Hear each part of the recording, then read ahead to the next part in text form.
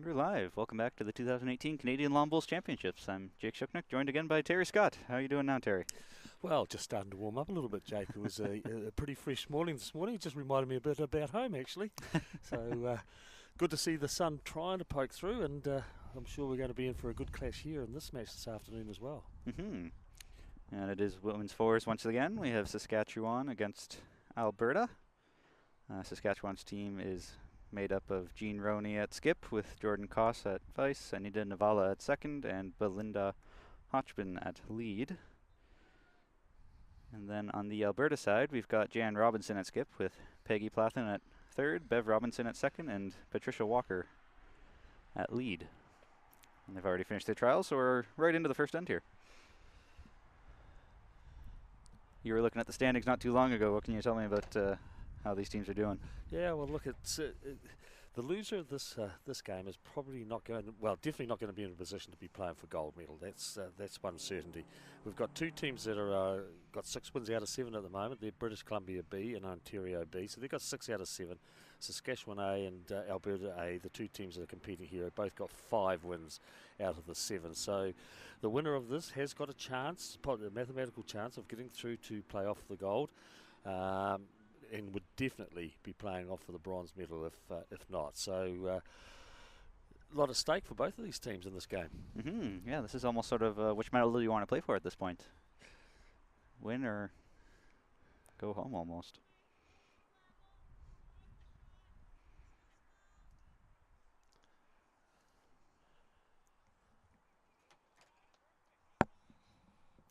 Now that the sun is finally shining, and as you said, it's finally starting to warm up a bit. I wonder if that'll have a little bit of an impact on the green speed. I noticed in the game this morning, both teams were really struggling to get it to the jack. It seemed to be much, much slower than it has been for the earlier this week. Yes, well, the green's watered overnight, I understand, so there'll be a fair bit of moisture in the ground at the moment. I'm not sure over here whether they're different to what actually happens back at home, but what you do find is when you water the greens overnight and then you start getting that sun coming out in the afternoon play, the moisture starts drawing up. And people seem to think that because the sun's out, the green will get a little bit quicker, but it's the opposite. It just actually slows up because the moisture's getting drawn up out of the green.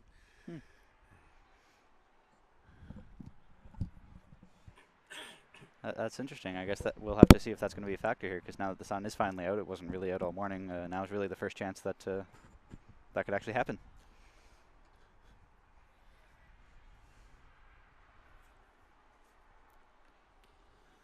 Jordan Koss with her pink bowls coming up a little bit short there too.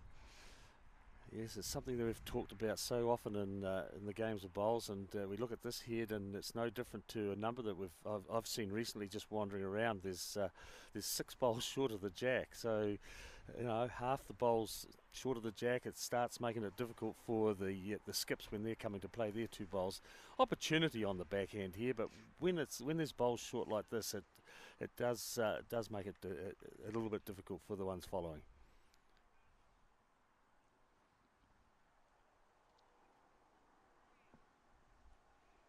Notice Jan Robinson's playing with an arrow bowl here as that comes down.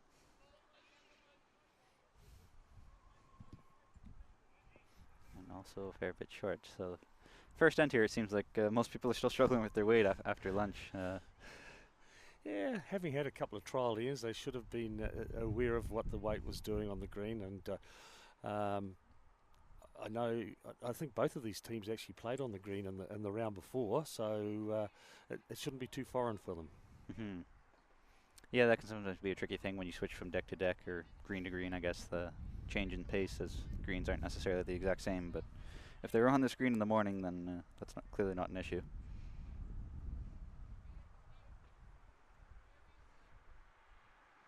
And another one going to join the bunch as well.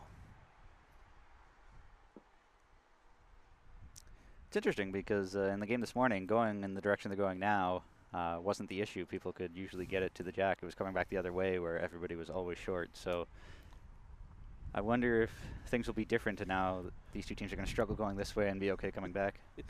Be interesting. There's another one heading into the same area.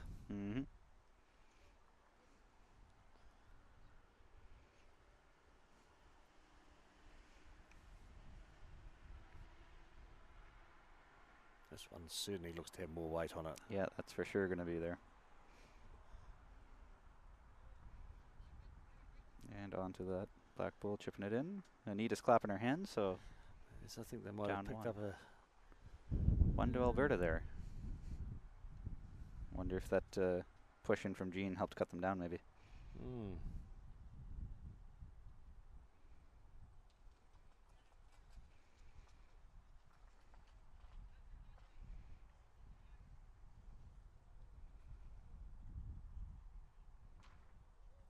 Pulling out the ground sheets here. I guess the green might be a little damp, or a few divots out there maybe. Possibility down in the shaded area of the green that may have been a little bit softer down there, and perhaps from the earlier game there has perhaps been some divots.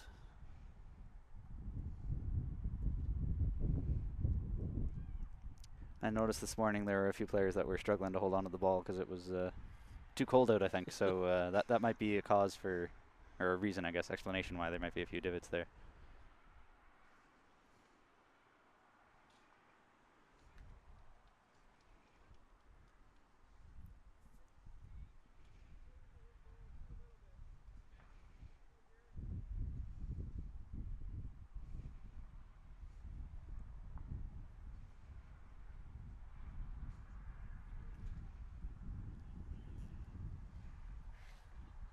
Opening bowl there from Patricia Walker is about 2 meters through.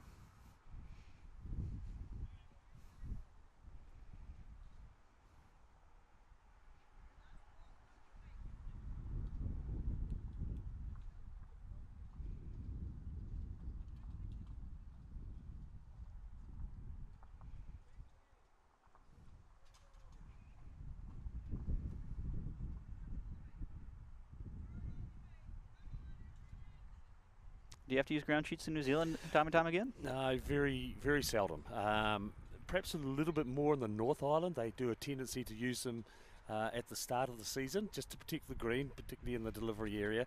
What they actually do up there is they actually roll out they call it a scrim, and they roll it out right across the green from one side to the other on the 2 metre line, and it runs for it's got a width of around about 2.5 metres. And that just stays down permanently for the duration of the game. They don't lift it like they do here, just at the end of each end. They don't lift it off. It stays there for the duration of the game. Tend to do so more in the morning games, and then they remove it once the afternoon time comes around. It's just that the greens can tend to be a little bit soft first thing in the morning. But in saying that, I haven't seen a ground sheet being used in New Zealand for some years now. So. Clearly not an issue then, I guess. It's clearly not an issue for us, no.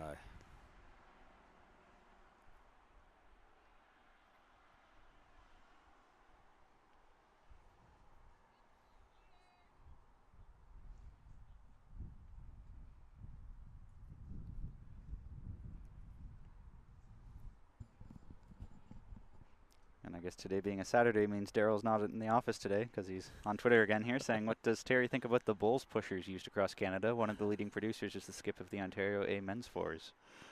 Yeah, look, it is a little bit foreign to me. We don't have them in New Zealand.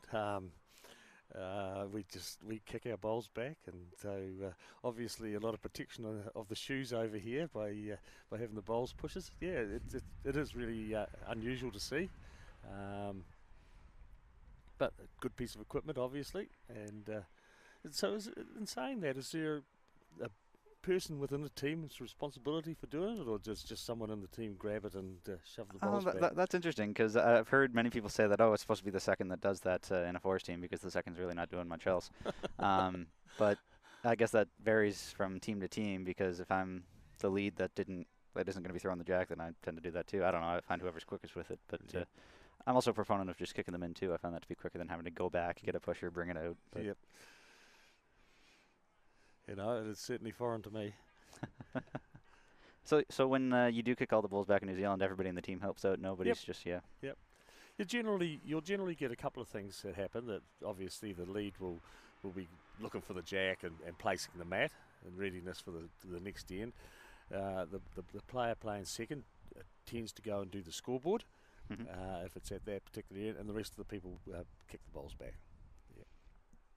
Do you use a scoreboard for every competition, regardless of whether it's a national championship or? Yes, Yeah? we do. Yeah. Okay. Yep. Okay.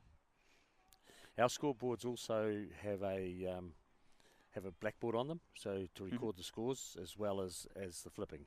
Yeah. Interesting. Interesting. It's just a way of double checking in games because in competition matches, premier events, we only have the one scorecard generally. So it's a way of cross-checking the blackboard to the scorecard. So the team that has the scorecard generally doesn't do the blackboard. It's the opposition that do it. So it's just a way of cross-checking over that you've got it right. Often you've found that if you haven't got a blackboard on it and you've only got the one scorecard, if someone makes a mistake on one of the areas, then it's hard to perhaps double-check back on where the mistake was actually made. You know, if one end wasn't turned over or whatever it may have been. Mm-hmm.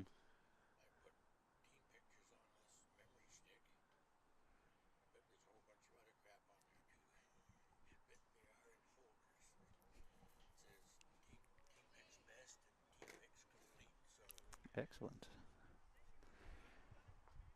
One of the traditions that ends up happening at this event is that they always take team pictures of each province lines up of, men and women, pairs and fours, and take a good group photo of who's representing their province, and then each province will go home and post that all over their social media, website, what have you, and some people will even take home and print it off and frame it and whatnot. Everybody loves to see themselves in a picture. Oh, you're sure right. As long as it's a good picture, I guess.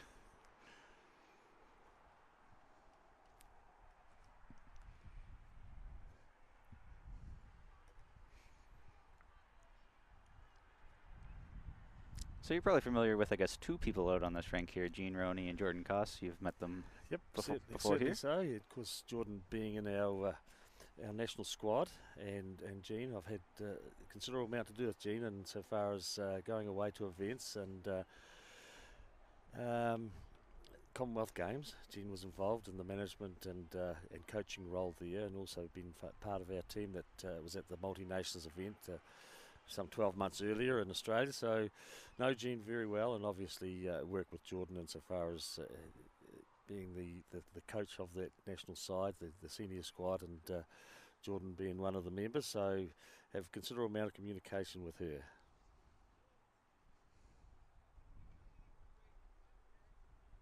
Yeah, Jordan's been doing a fair bit of traveling lately. She went to Wales not too long ago, if I'm not mistaken, and then I think she was also at the Youth Championships 2 weeks ago, and then now competing in this. So it's a busy summer full of bowls. Yes, it is, and we've just got to be careful with our players sometimes that they don't get that little bit of burnout.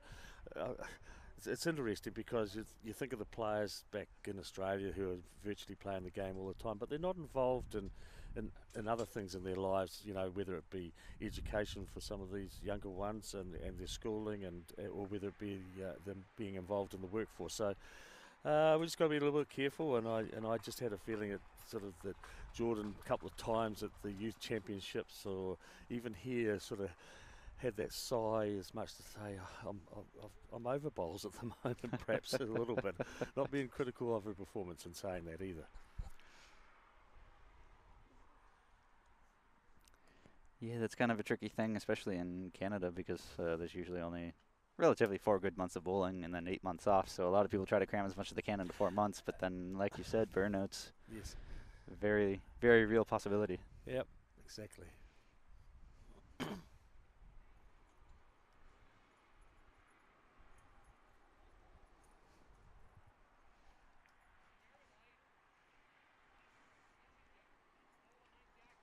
2 days ago when we were streaming on this rink, I didn't see very many people throw any bowls on the ditch hand there, but today, this morning's game and today's game, I've seen a lot more people risking that ditch hand side. I wonder if it's changed or if people are actually just willing to try it more now. The funniest thing is when we didn't see it, if they did play the odd bowl on it, there didn't seem to be anything unusual about it. It took a nice draw. It wasn't as if it was sweeping off the side of the bank or going straight or anything else like that. So I don't know. I think sometimes you get in a game that people have the fear of playing they want to play the open side of the green. They just, I presume it's the space that they see out there, and they have a fear of the ditch on this left-hand side. If we look at it, this rink is, quite a considerable distance in. Mm-hmm. It's not as if it's tucked up near the edge, so there's ample room for the bowls. I mean, they're not even getting within 10 feet of the side rinks, of the side ditch. So there shouldn't be any fear amongst the players in having a go at playing that particular hand. And as you said, Jake, there've been a lot more played on that side of the rink today than what we saw all of yesterday. Oh, sorry, 2 days ago. 2 days ago, yeah. But playing the other way yesterday, of course. Also noticed the rink next door is also using ground sheets, but only down at that end. So I'm wondering if the shadows from the trees had anything to do with that. Maybe keeping it just a little bit extra moist down there compared to down here where there's no shade. Yeah.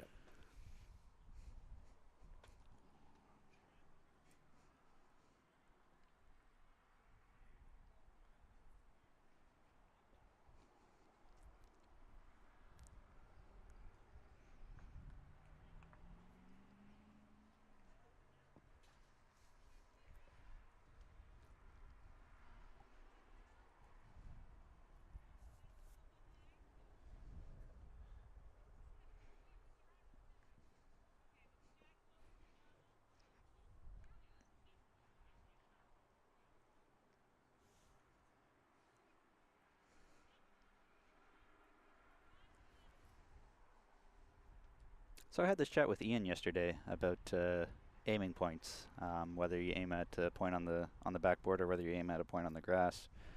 What's your take on that, on where people should be aiming? Is there a preference, or is it just either or, whatever happens to work? Look, everybody does have their preferences. I don't abide by the principle of looking at an aiming point on the bank. I just think that it makes it too hard when you're starting to change the length of the jack or taking the mat up.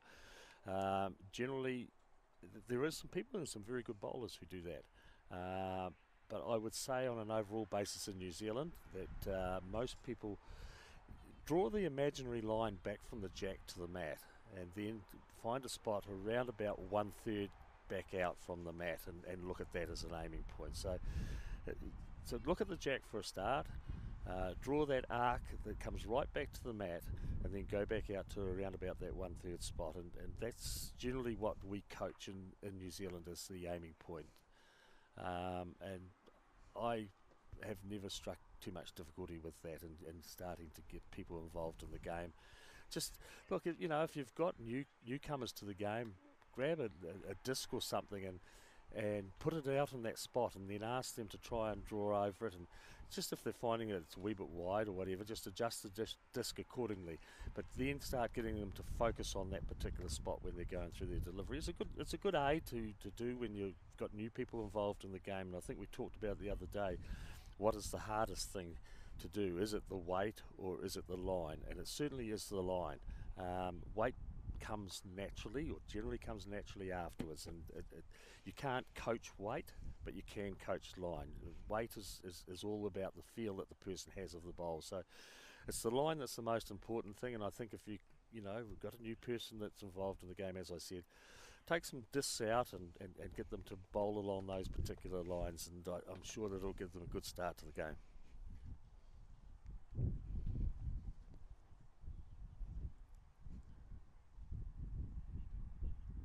Excellent point about using a disc. I don't think many people end up doing that. I've seen people use half a tennis ball or something like that and say try to hit that, or use I don't know, a couple of pylons or something like that. I guess cones is a good word for that, but I can't say I've seen enough people doing that, though. I've seen the odd person here and there, but I think a lot more should be doing that. Yeah, just go and buy some blank CDs and just use those, and if you want to colour them, just paint them some colours, which I tend to do with some of them. You can use them in various ways then for your drills.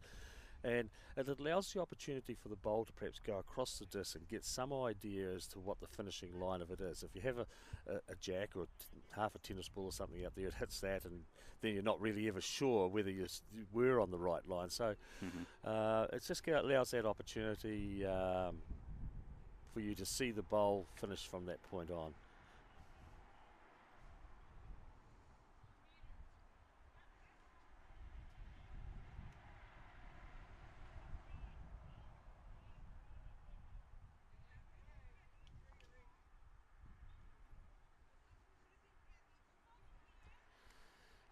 certainly do seem to have a little bit of a problem going this direction with these short bowls. Once again, there's about half a dozen short bowls, making it difficult now. Well, they finished insofar as the skips are concerned, but it did make it difficult for them. And the jack was only just into the shadows. It wasn't back too far, so the shadow shouldn't have really played much of an impact on depth perception or anything like that.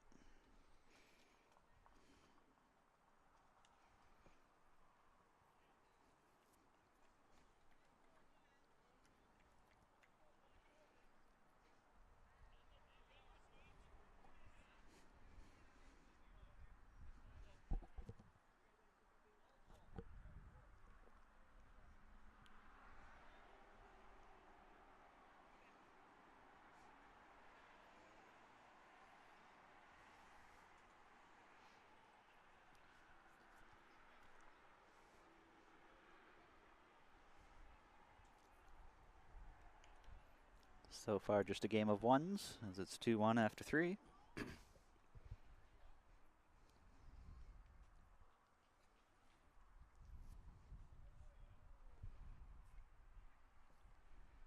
That's a pretty good opening bowl there from Patricia Walker.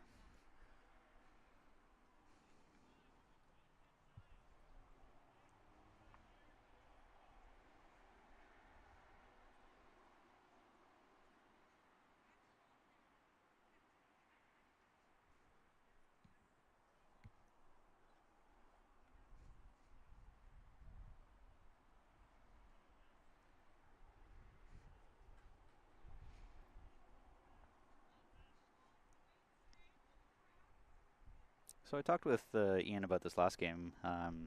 Dan Milligan's a big proponent of when you are trying to, I guess, fix weight, adjust weight, what have you, that it's not really a backswing that you need. It's all about the follow through, and the longer the follow through, the further the bowl will go.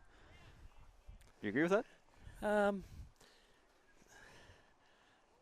Yes, to some extent. It isn't necessarily about the backswing. No, it's not. Because you find a lot of people have very, very little backswing. I think when we adjust, a little bit different for us on the quicker greens in New Zealand because because of our technique. When we do come to the heavier greens, we tend to look at it following through with the whole body, bringing the body right through in the whole movement, rather than just using your arms for the power of getting the bowl up the green. So using your body as well. Look, it's a good point, and everybody's got their different opinions on it, and also every player just plays a little bit different insofar as that weight is concerned. You know, you just cannot coach some people that they do need a little bit of a backswing. Often we see it that it just comes basically the arm just comes basically parallel with the leg on the backswing and doesn't go back any further. So therefore, it means a lot of push from the bowl following on from that point. So look, it's up to the individual as to how they feel insofar as their delivery is concerned. We try to coach the best technique possible, but sometimes due to physical nature of people, that they are unable to actually do some particular thing. So you then have to make the necessary adjustments accordingly. So Bev Robinson's first bowl, she locked on pretty close here, and here's another one now getting some position. This looks like it's shaping up to be a really good hit for Alberta right now, with 3 in the count and 1 back behind. Saskatchewan's got some work to do here. They certainly have. It's been a good start on this end for Alberta. They've put some good solid stuff in.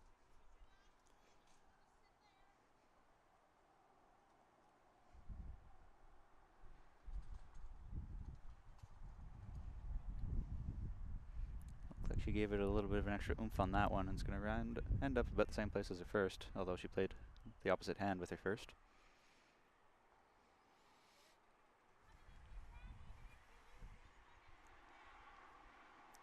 Easy game right now for Alberta since they have the best back ball. Now you just have to keep piling them into the head and keep building that head up.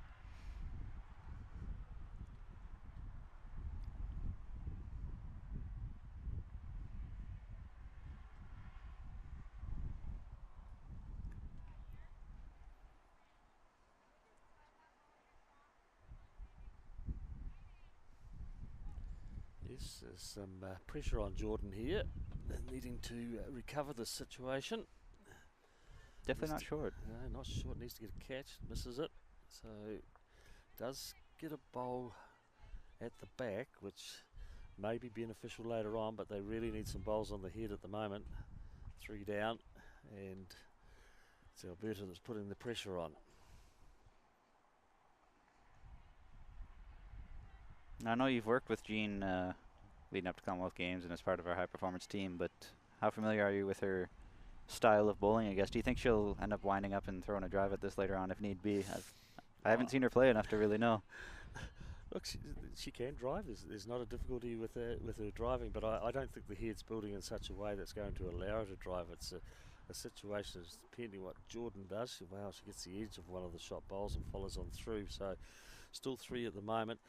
It's recovery mode for Jean here. She's got to look at trying to draw. I don't think there's enough target area for her to get to the jack or to those shot bowls. So an awkward situation for her, but having watched a couple of shots she played yesterday in particular when she was in very similar situations, she got out of them with some great bowls actually. So yeah, as you said, never underestimate her drawing ability. there is a lot of holes there. There's nothing really that's too close. So yeah, I think you're right. The best strategy right now would probably just be to draw it off.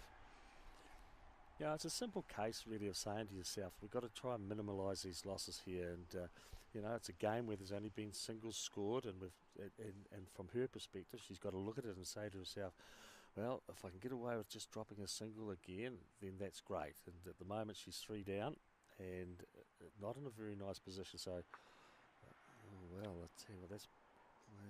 Jan certainly didn't want to do that. That just pushed in a Saskatchewan bowl. I was surprised she played that hand. The other hand was open. Whether she was afraid of moving the jack or to the last bowl of Jordan Koss, I'm not too sure. But just surprised she played that hand. The other one was wide open, and she's reduced her count down to possibly only the 1 now. Had 3 shots beforehand, and may only one and a measure at the moment. So it gives Jean other options as well now. And having discussed that with her third, she returns to the mat to play. That's interesting, though. That actually wasn't her third. That was her second. Anita plays second, and Jordan plays third. So that's interesting that Anita stepped up to discuss some strategy. And I guess Jordan, not that she's incapable of this, but Anita's played with Jean for, I want to say, decades upon decades. So once you have that sort of experience with playing together, you just understand each other's thought process and exactly what each other's thinking. And while we talk about the experience that Jordan has had, she hasn't had probably huge experiences playing 3 and a 4. She's played a lot of singles, and obviously at the youth championships, and tended to perhaps be in the front end positions of a fours team. So yeah, that's good, and that's all part of working as a team, and Anita taking over that role then of giving some directions to Jean. And as you mentioned, Jake, she's played a considerable amount with Jean before, and knows what her ability is.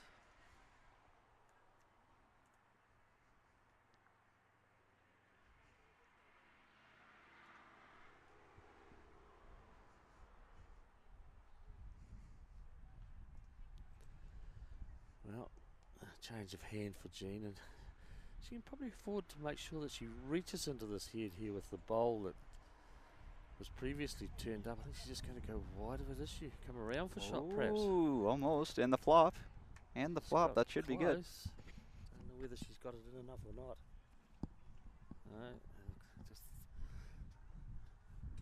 Did they take out one Alberta because it was shot, or did they take it out because they didn't think?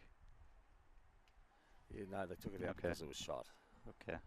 So well done from Jean. A little bit of help from her opposition. We kept that count down to the single shot. So that's a good objective within the game, not to be dropping multiples.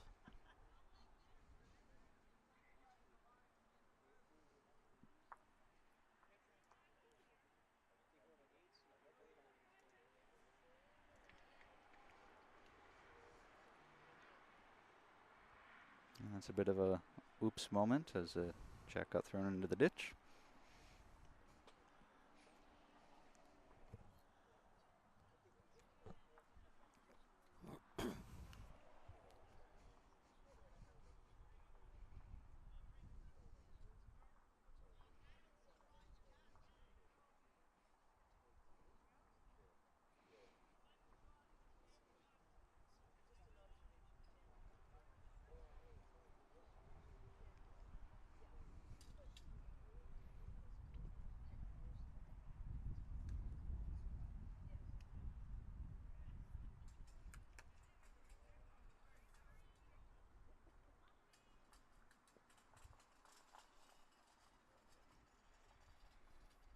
No worries about being short on this one. Patricia Walker is just past the jack.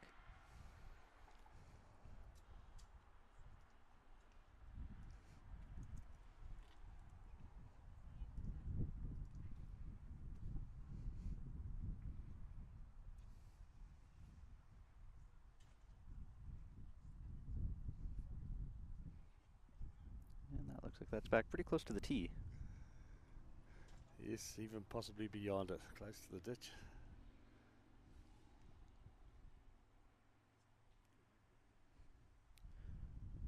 It's interesting though, because the very first end they were all short, going this direction, and now everybody's trying to avoid that as best they can and Yes, giving it a good heave. Well, it's the third time we've gone in this direction, and I think I counted up that on the first end there was 12 short bowls. The second time that they went in this direction, I think there was 6 or 7 short bowls. So 19 short bowls in 2 ends. They're very conscious of it now. I think that they need to ensure that they're up. And, you know, just going into that shadow there, it just slows them up a little bit too as well.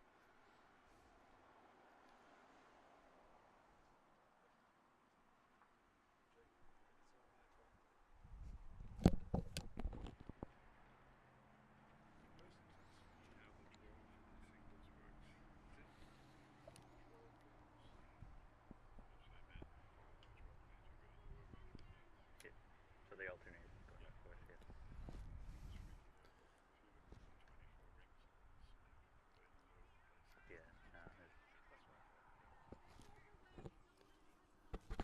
Another reasonably handy bowl. Past the jack, so into that good scoring area.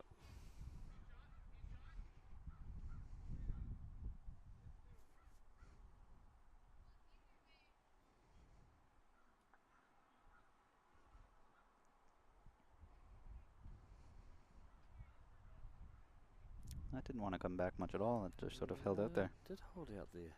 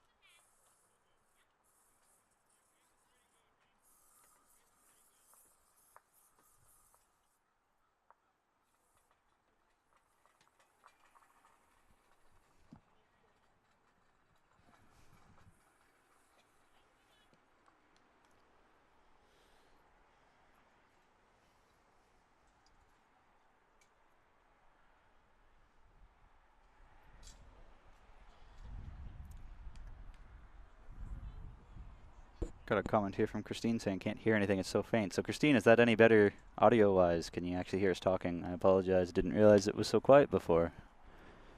Fingers crossed that's a little bit better.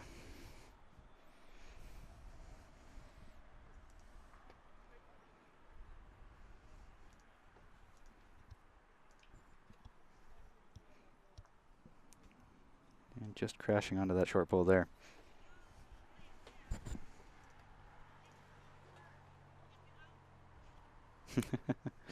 Daryl's asking if we have favorite provincial shirts. Hashtag fashion, hashtag vibrant. Having been to these for a few years in a row, I noticed that Manitoba has new shirts this year, and most of the other provinces have been the same year over year, so great shot there from Jordan. I'm tempted to go with Manitoba just because they're new. That being said, though, I do like Saskatchewan's, I do like Alberta's. You can't really see them much, though, because everybody's wearing jackets.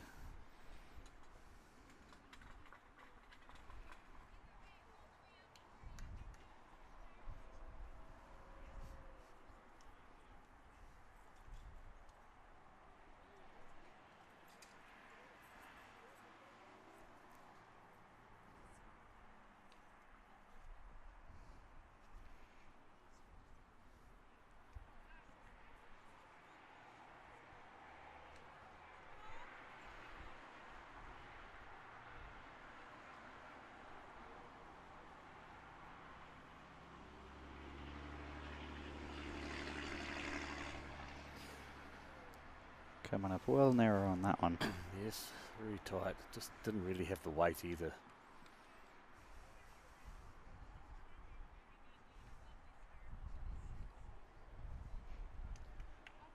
When you're playing a game, do you tend to watch the lines that people are taking, the bowler right before you, to see where they're going? And yeah, it's always good to get an idea of what the line is like.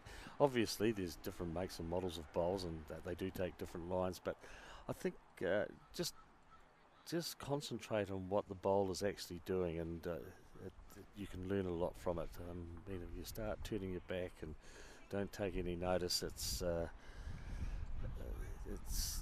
you're missing out on an opportunity. So always try and have a look at the line that a bowler's taking. Gene chipped in an Alberta bowl, but we heard from Anita that it's still 1 Saskatchewan right now in the head. More weight on this occasion and in the area. She holds up enough or not. Just missed. Sliding underneath. So gave the bowler an opportunity then.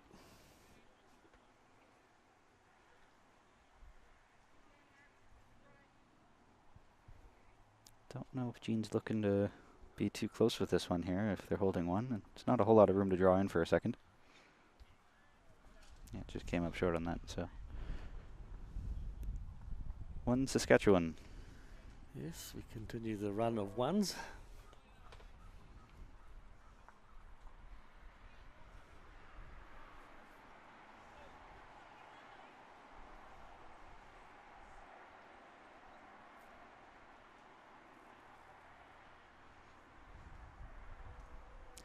So you said back when you did used to use some sort of a carpet mat thing to protect the greens back that you don't really use much anymore in New Zealand. You said they were pinned down, right? So you can't really move them around. So if you wanted to put the mat up, would you just avoid it then? Or like you just couldn't move the mat? No, it was compulsory that you had to play the mat from the back of the scrum. And that was while the scrims were down. So you were unable to alter the length of the head with the mat. And look, that certainly disadvantaged some teams because you like that opportunity to vary the length of the end, and one of those ways is by bringing the mat further up the green. And to be honest, it's something that I haven't seen a lot of at these championships. I look across the green here now, and on our far away rink here, on the green that we're watching at the moment, there is a mat well pulled up, but that's a rare occasion that I've seen that. Generally, the mats are kept near the 2 metre area, or if anything, up perhaps 2 or 3 more metres at the very most. So I think we've all got to be conscious of it, that we need to, particularly if we're not striking a certain length of an end, that we need to start varying the mat sometimes and not always the jack length. Could not agree more. I agree that it's been kind of strange that not many people are playing with the mat length at all. The first bowl here by Belinda was something like a 3 metre trail of the jack. Much longer of an end now than it was when she first threw it.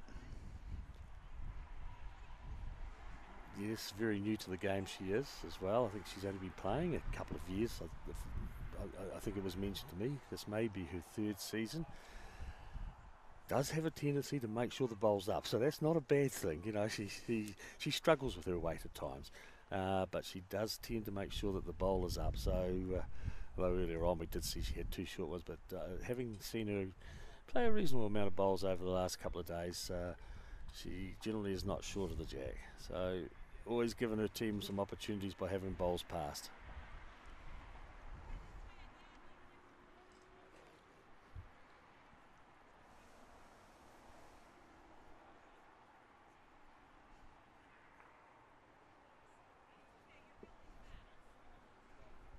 It really looks like Anita gives it such an extra oomph when she delivers, but it's not a drive or anything. It's still just a draw shot. Yeah, I think it's just in the motion of how she plays. It does. It always looks as though the bowl's going to come flying down the green, but I think it's her motion that she goes through in the delivery.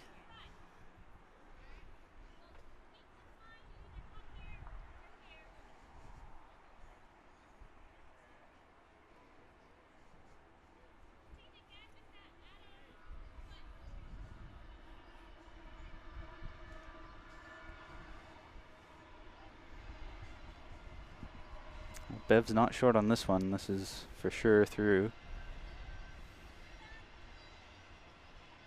Just under a meter past.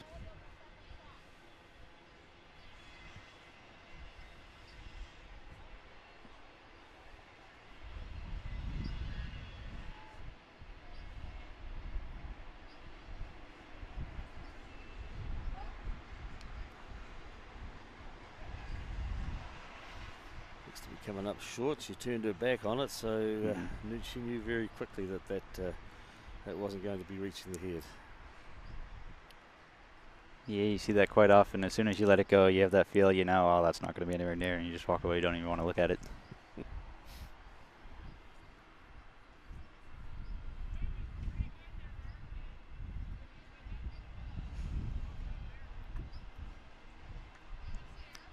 Similar weight to her last one.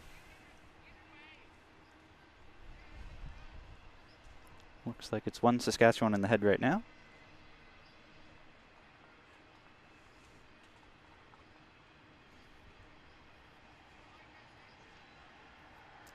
I think Jordan needs to find a friend to stay alive.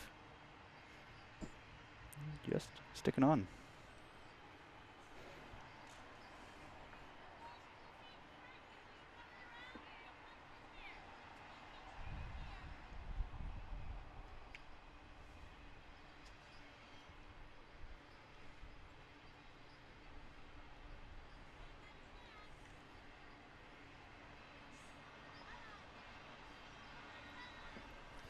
Great line, just coming out about a metre short of where she wanted to be, but it was a very good line. Difficulty it's created is it's starting to block off the access to the jack there. Once again, some bowls short of the jack, and Jordan pretty much looks to have good weight. Can she negotiate a track? That's a pretty good effort because her weight was good. That hand's starting to get pretty blocked up, and they're still going to stick with it. I'm wondering how long it'll take before someone switches hands to try the other side. Yes, they're persisting with it, all right.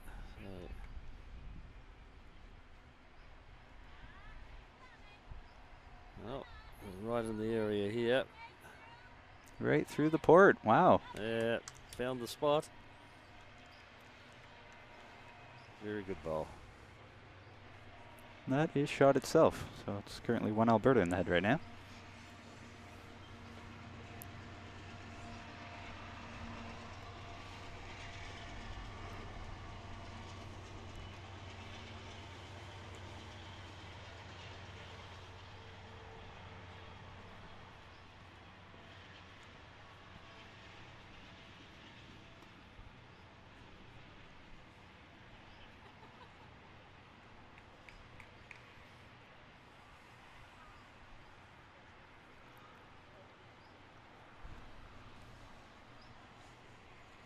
Well, Jean's looking to get the same gap. He's got onto Jordan's bowl. It was in front and didn't quite get it square enough to get it up for shot. She edged off it, so it's still Alberta that hold the one shot.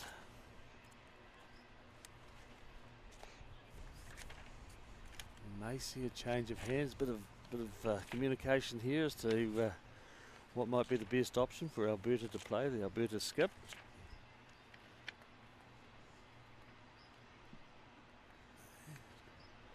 I think she's going to continue. Is she going to continue down that same backhand side, or? I think she's switching over, and nope, she's going changed her mind. Back to it. Yep.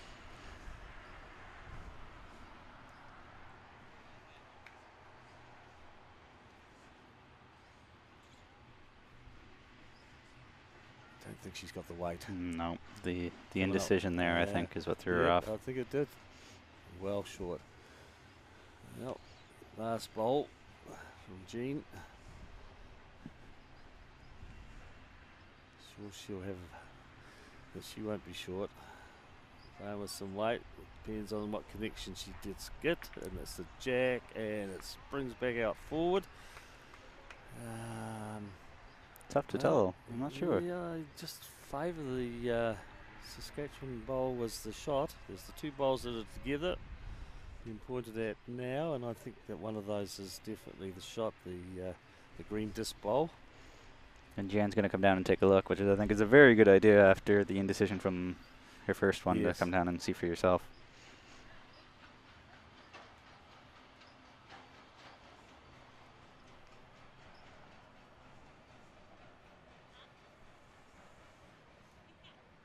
Probably could have guessed this based on last names, but Jan the skip and Bev the second on the Alberta team are sisters. A little bit of family relations here.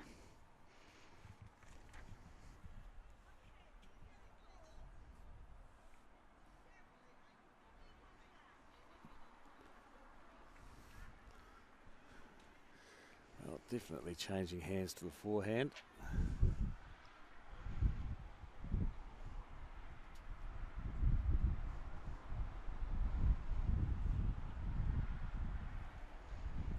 She's given it enough weight either. No. Two poor bowls really from her the end. Well short, and opportunities for her when she had the shot to be able to be up to the head there. Falling short like that, I'm sure the coach would be having some nightmares about that. Especially when you're short, that's right. Or when you're down. That's what they always say, when you're down you got to be up, right?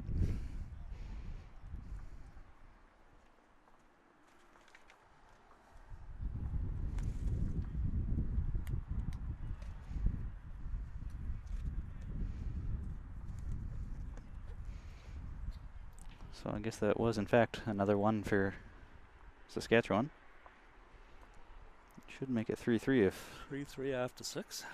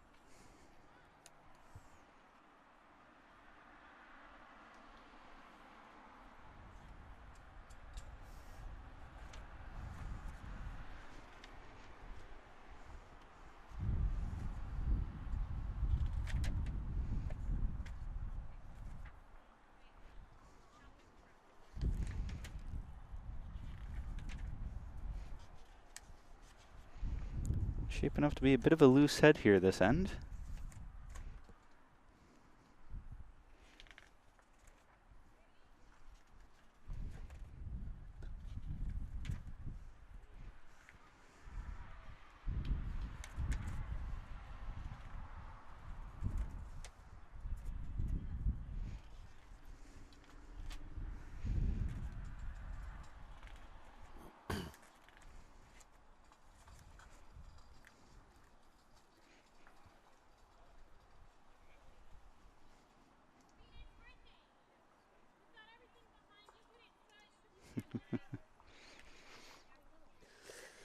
Very loose hand.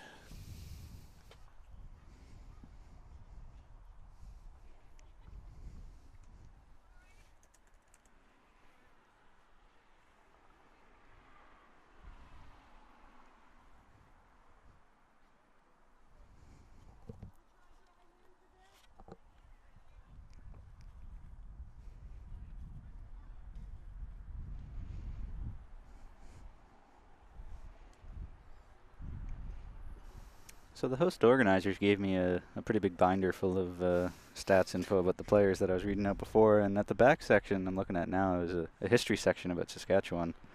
And I guess back in 1912 the Saskatchewan government donated land to build the first lawn bowling green, so that makes this club well over 100 years old. And that seems to be the case for most clubs in Canada. They're all well over 100 years old. Is that the case down in New Zealand too?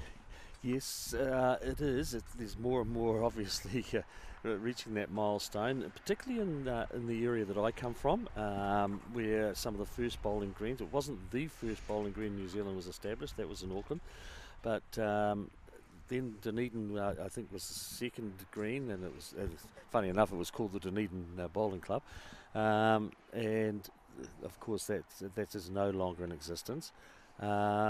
And there is a number of clubs that now have reached that milestone in Dunedin, and as I said, it's one of the areas where most of the greens got built in the early days, and that's the reason why our greens are slightly smaller, because that's what was established at the time. And my own club, the North East Valley Bowling Club, where I play from, it was established in 1905, so we're at the 113-year mark at the moment. So and we're not the oldest within that area. So yeah, there is some old clubs.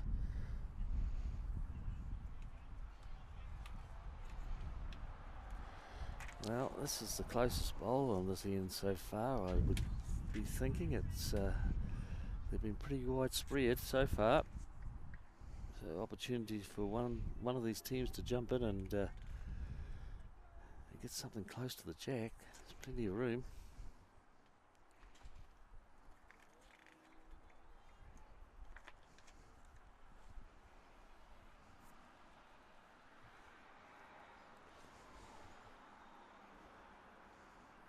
While the players change over, the skip's turn to see if they can improve on the situation, because it's not one of the best looking ends so far in this game. To be honest, though, if I'm a skip, I'm probably pretty happy with this, just because it gives me a very good opportunity to come in and draw and take a shot myself. Exactly, a little bit better opportunities than what the skips have had on a couple of previous ends.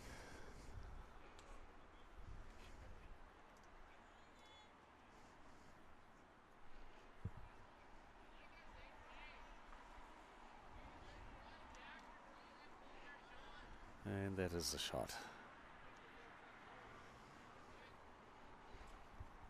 Daryl's saying, "What do you guys think bowls is far too quiet? What's your opinion on music on the greens, cheering, and other things that you find at other major sporting events? Do we need more energy on and off the greens?" Yep, love it, mate. It's look, it has become a lot more widespread, having some music being played. Obviously, we saw it when we were at the Commonwealth Games, and you're talking about one of the premier international events, and seeing that situation, and where they continually played music while the games were being played. And so yeah, look, it's good. Traditionally, it goes back, doesn't it, to a long time ago, where it was just quite silent around the bowling greens. I love having a bit of vibrancy, some noise, barbecue going in the corner, some sausages being cooked on the barbecue, get the smell wafting across the green, the spectators go wandering off for a snack, and the music being played. It's funny, because you see the movements of the players on the green going to the bit of rhythm to the music, and they do enjoy it. It's not a distraction at all. It'd be better than listening to that than hearing those trains go past us all the time behind us, wouldn't it?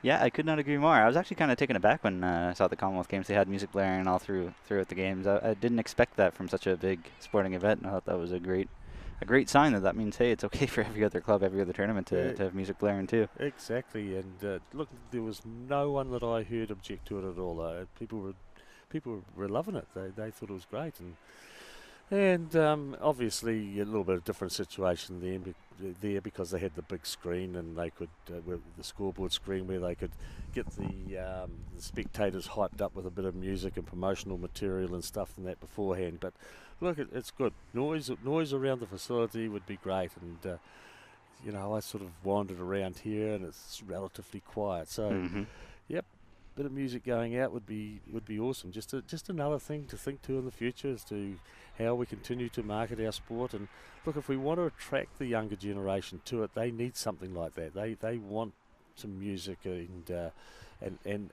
other sort of activity around their bowls.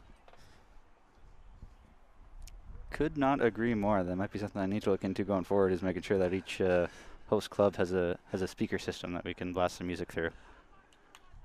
That's a really good opening bowl there. It is. From Patricia Walker. Well, very low scoring game at this stage, isn't it? 7 ends and all singles, so it shows that you know, the reason why these two teams are both in a very similar standing at the moment, and you know, 5 wins out of the 7, both of them, and some good quality bowls being played. Mm-hmm.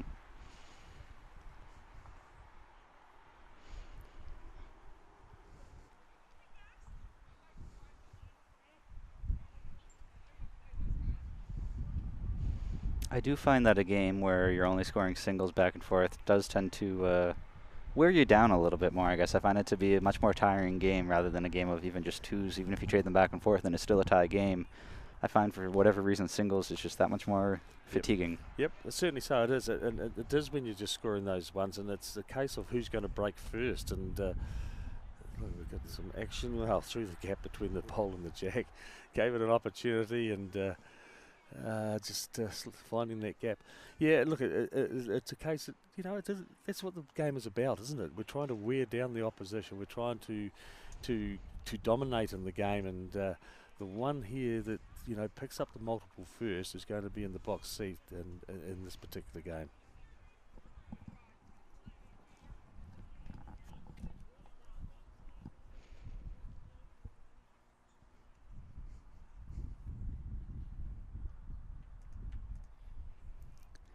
Interesting question, Roger. Have you ever watched or played a game of bowls with classical music playing? I can't say that I have. Every music that I've heard playing at clubs, I know the Niagara Falls Club is really good for having a speaker system where they play the local radio station, which is usually rock music or pop music or something like that. I can't say I've ever done it with classical music. That's different. No, it is different, and I must say that I haven't been involved in that either. So. You know, and it's easy these days. I mean, you know, you just get someone with their phone and they've got a playlist on it and just plug it into the system and let it go. There's lots of opportunities now, and that's generally what we do at our own bowling club. We've got 2 greens, and we've got outside speakers going to those 2 greens. It allows us for any announcements via microphone, but also gives us the opportunity to play music. And you know, you've got the guys wandering around, they say, I'll stick my phone on for a while, it's got some good stuff on it, and so change it around and get a variety of the music that's coming out. Mm-hmm. I feel like if you're going to play classical music, it has to be almost a festive event where you've got everybody dressing up in suit jackets or something like that to make it a real festive occasion. I'm not sure if I'd want to have classical music playing. Wow, what a shot from Anita. Wow, she's played 2 bombs on this end. They're fantastic. She drew the shot with her first, and then she sat on the second shot to get another to add to it. So some two beauties there.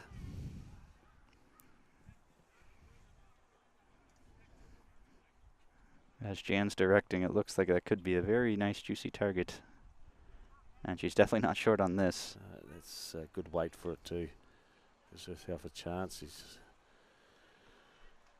got a bowl in behind, about a metre, not quite a metre past the jack, which is really useful there for Alberta. Jordan coming in onto the head as well. Not quite where Jean wanted it. She wanted it past the jack, so I'm sure we'll see Alberta continue to attack this, keeping the weight to it. Where Jean was actually asking for it was only about, what, a metre past? Yes, it was. And that's exactly where it went. That's exactly where it went, and that was the bowl that Jean was concerned about, that she wanted some cover for. Gee, it was a well-played shot, that. Perfectly weighted. Yeah, that's a valid point there, Roger. Back to his classical music spiel, saying that classical has rhythm and harmony and flow very much like bowls, which, I mean, I guess that's true.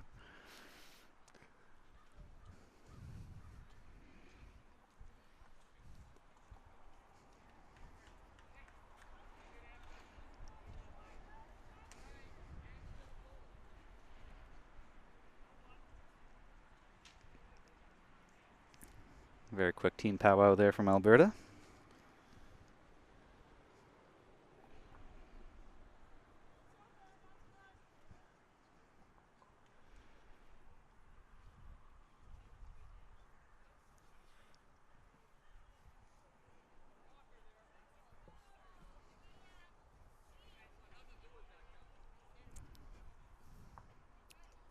I think it's safe to say that Jan looks at a mark on the backboard the way she was asking Jean to move over to the side there. It certainly looked like it, didn't it? You always get an indication of that when people ask for somebody to move, and you know that they're looking at something beyond the head to get a line. So just coming up a little bit short. She just needed to negotiate those couple of front bowls, but it's the great wall at the moment in front of the shot bowl and the jack. Mm-hmm. Jean's got to be looking at playing with some weight through, because she's got he's definitely got 2 seconds, I would imagine. It's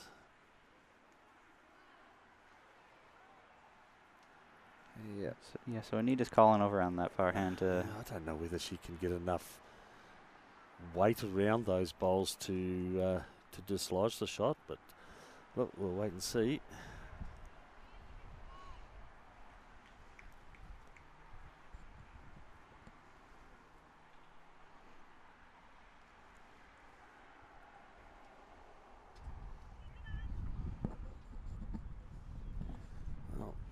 Certainly playing with weight, what she needed to do. I think she's too wide though. Yeah, a little bit too wide. I just don't think she'll get it to turn enough with that weight.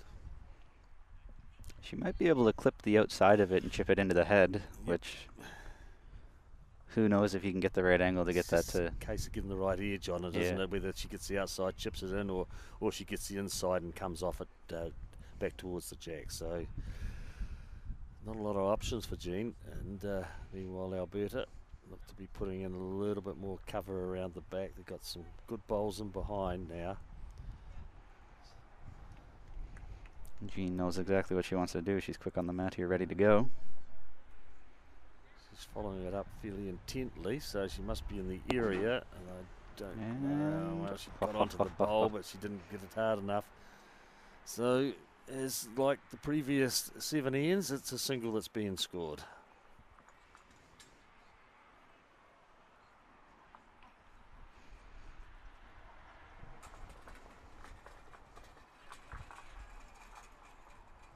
Once more, as we've said before, not much jack or mat movement at all. I know that Alberta's been counting the past few, so maybe they're happy with where things are at, but might have heard us. Maybe.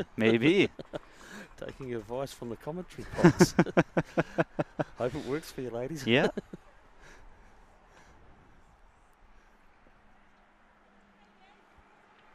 I wonder if it had anything to do with the shadows, because the shadows are receding a little bit, so maybe they're still trying to play just into the first few feet of the shadows. May well be.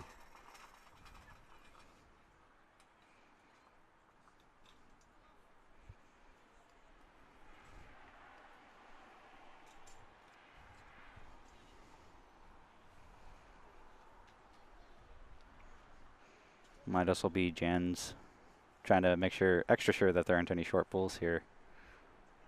Figure if we bring the mat up, then people will overthrow it.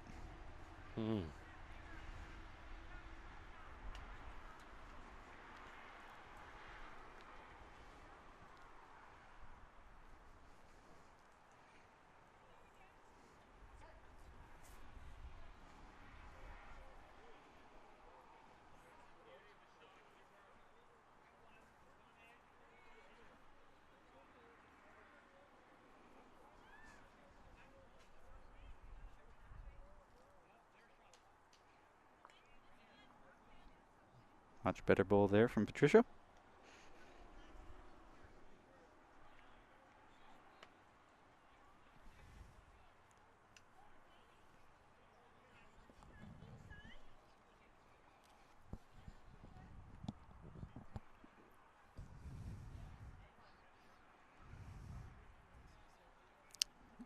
As I took a close look at that last delivery there from Belinda, I'm wondering if the bowl she's using isn't a size or two too big. The way that was sort of cradling in her hand. Yeah, she definitely does cradle, and she's not a big girl at all, and she just looks as though the bowl is too big, doesn't it? It's sort of sitting right into the hand. Her fingers are fairly well spread to try and hold it, and that's what's actually happening when she's going on a delivery. She ends up sort of chucking it rather than delivering it, and it starts getting those wobbles on it. I don't know what size she's playing with, but I think, maybe Jean, being a good coach that she is, might suggest to her that perhaps she just reduces in size. Make it a little bit easier for her. The only downside is if she's already using a 00, which I don't know, then you're going to have to wait for those 000, quadruple zero to come out. Yes, exactly.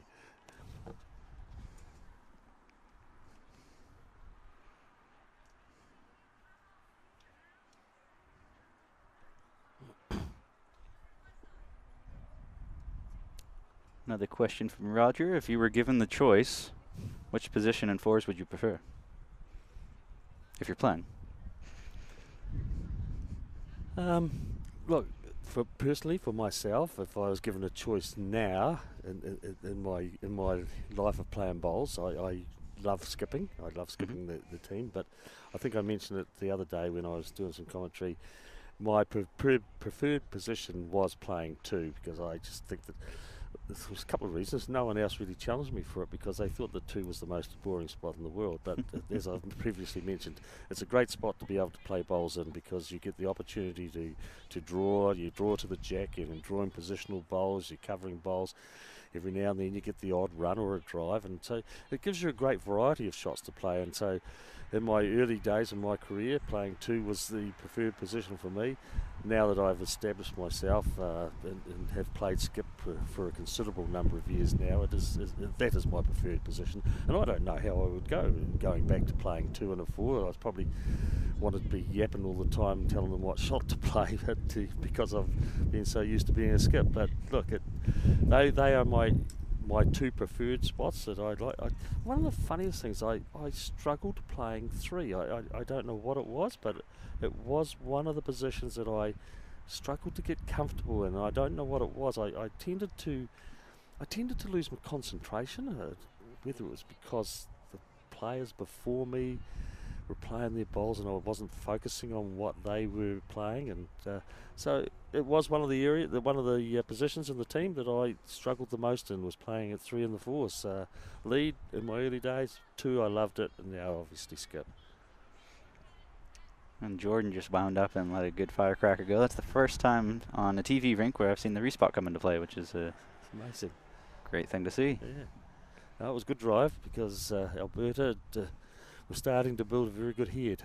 Couple of very good shots, and here's another reasonably good shot too, by the looks of it. If it just hangs like around, I great think ball. That's a very good bowl. I think this mat placement has really done well for Alberta. It has.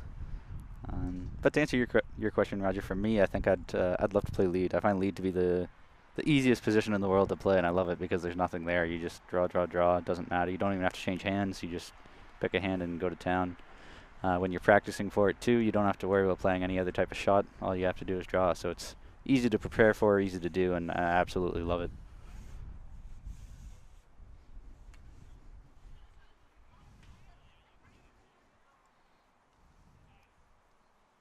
That being said, though, when you don't have as much time to prepare or practice or what have you, I think I would probably prefer second then in that case, just because it's not as noticeable when you're not playing well at second as it is at lead. It's very easy to tell if your lead's struggling.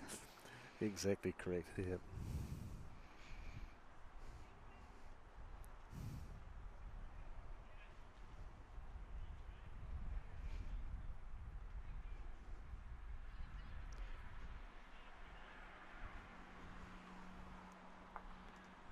I think she's got the weight to get up for another one. Coming up well short.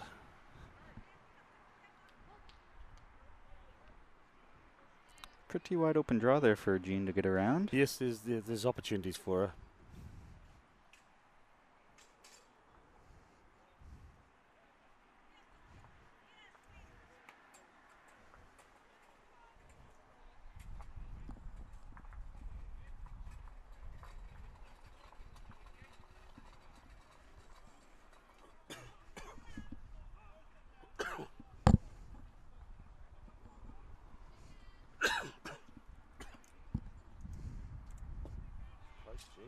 Ooh, just chipped it. Just chipped it. I don't know if that's enough to get shot out of it or not. Don't think so.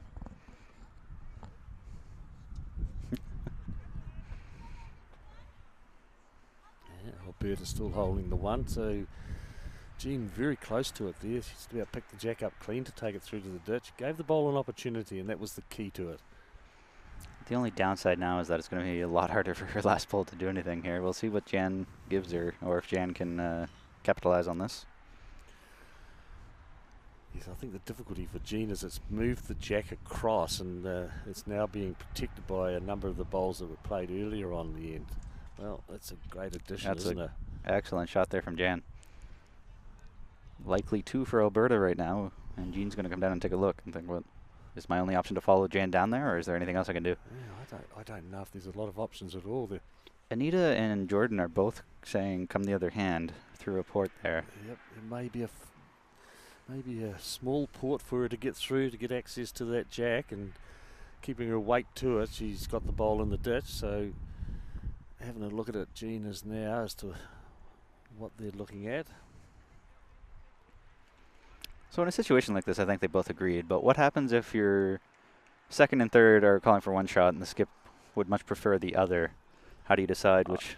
Look, it is the skip's ultimate call, and they're the one that will make the decision. They're the one that's got to play the bowl, and sometimes it's the end. Jean went up to have a look just to check on what they were indicating to her. She may not have been able to see it from the mat, and once she's had a check, and obviously in this occasion she's agreed to it, but if she felt that she wasn't comfortable with playing that shot, she would then look at going back to what her other option may have been. Well, she found the port, but just too much weight, I think. Yeah, I don't know whether she was looking to try and get inside those front bowls or not. And anyway, it's a change from the singles, and it's 2 shots that have been picked up by Alberta. We'll see if they keep the mat placement up, because that clearly worked where they picked up 2 there instead of 1. So they finally cracked that. Yeah, so discussion here from the skip indicating, yep, come on, bring it up again. Yep. Come on back. Need to come away with more too, I think. So it worked to the advantage of Alberta there real good. So yeah, I don't think they brought it up nearly as much as they did before. No, I don't think so. No. So interesting.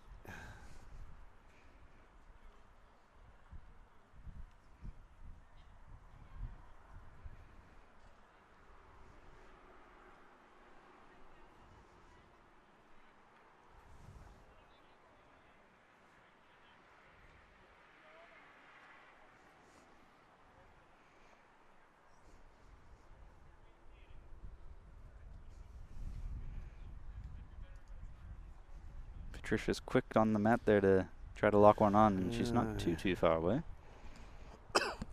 Very good opener.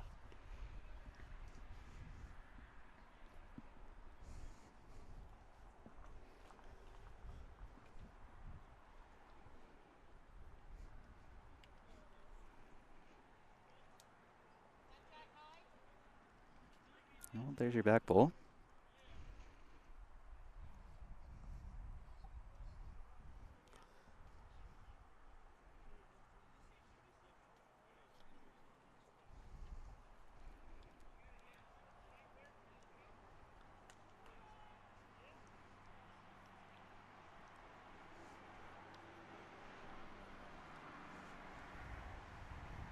Do you have any tips for talking someone out of a funk? I've played with many players who, once they have a couple of bad shots, that just start to get down on themselves. And it can be very difficult to get them out of that funk, and as soon as they start going on a downward spiral, they just get worse and worse throughout the game. Yeah, look, it is a difficulty, and it has been raised with me by the skip of one of the teams here, that he just, how do I motivate my team a little bit better than what they are now? You just got to maintain that positive attitude. There's nothing worse than the skip criticising or commenting about perhaps some poor bowl that is being played. So it's a case of encouraging them. But, you know, no one gets on the mat to play a poor bowl, and everybody's trying. And I think it's just the encouragement that the skip can give them. Just some kind words when they're passing over, saying, you know, not to worry, mate, you'll pick it up next time, or you'll get it sooner or later, don't worry about it. And just I think it's the only way that you can really do it.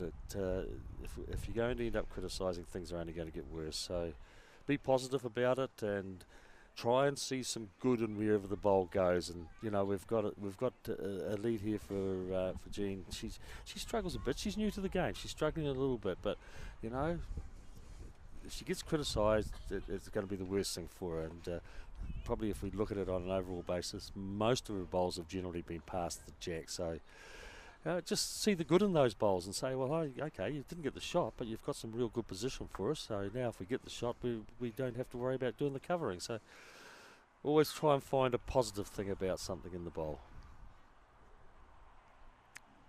When I did take my venture down to Australia and I was watching, I think it was some pennant games going on, possibly at Broadbeach, I'm not sure.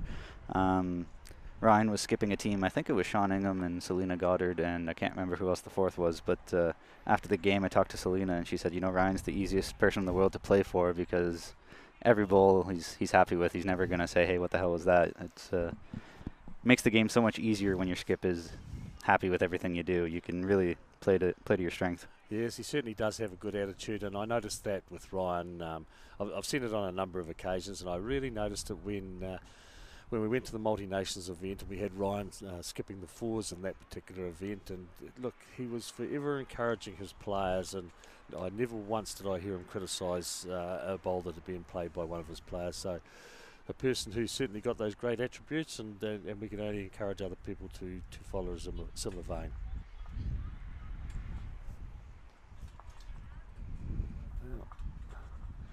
If I'm not mistaken, I believe Selena actually picked up a position with Bowls New Zealand or something like that, or a specific club maybe? She works for the Carlton Cornwall Club in Auckland, so she's taken up the management role at the Carlton Cornwall Club. It's a relatively big club in Auckland, and it's as Jordan drives, catches the front bowl. Well, at least she's cleared it out of the way now. She may have a better line to the jack. So yeah, Selena's taken up that role and doing a great job. I understand it's a lovely club set in Cornwall Park, and combined.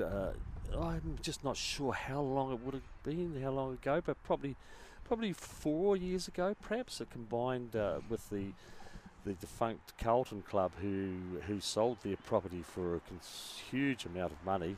In Auckland, in the heart of Auckland, so it's a wealthy club, and it's a beautiful setting, the Carlton Cornwall Bowling Club. We'll see if Jordan throws another drive at this. Yeah, I think she is. Close. Got her. Yeah. She drives well, Jordan. That is one of the things that she can do well, is driving. She's we saw that with her first one, she managed to clear out the front bowl, hit the target with the second, and the jack now gets respotted onto the 2 metre spot. That's 2 metres out from the ditch.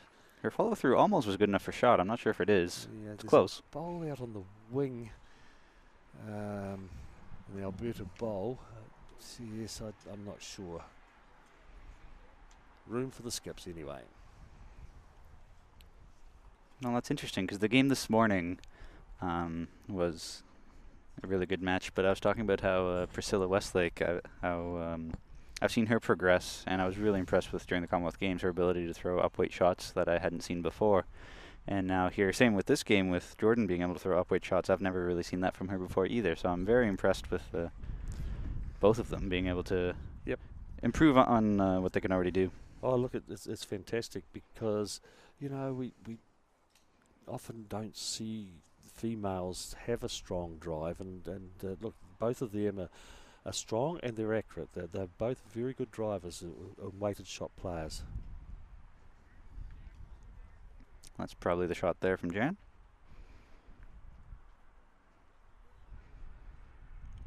Plenty of room for Jean to draw in there. She doesn't have to be too close to be shot on this one. I think the way she walked back, she's looking as though she may play the other side of the rink.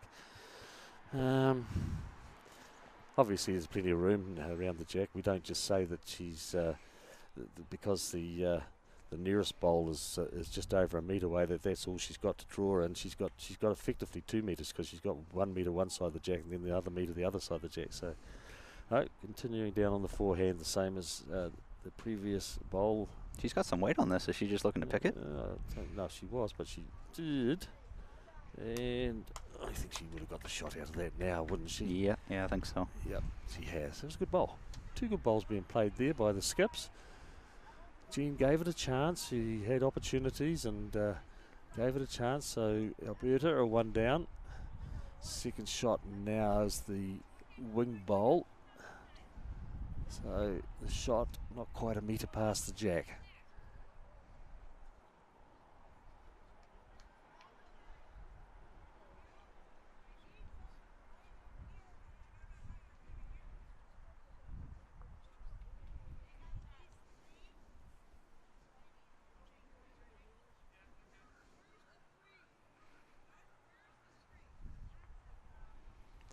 Well, weight doesn't look to be too bad. Yeah, they should She be in the got enough. ballpark. Oh, look, gee, it pulled up quick. I thought she Yeah. was well up to that then. That died in a hurry. I thought for sure that was close. It certainly did. Interesting that Jean's switching hands here. Oh, this is. Yes, I was just going to make that comment. She's changing hands, and I'm not sure why. I'm not sure why either. She's playing with weight again too. She wouldn't want to knock her own ball out. Look, she got the shot on the other hand, and I was surprised she changed hands then. It wasn't as if she was going to be knocking this wing bowl in for a shot. It was a long way out, so yeah, it did surprise me. However, she played a good one and picked up the shot. So 7-4 after 10 of the 16 ends.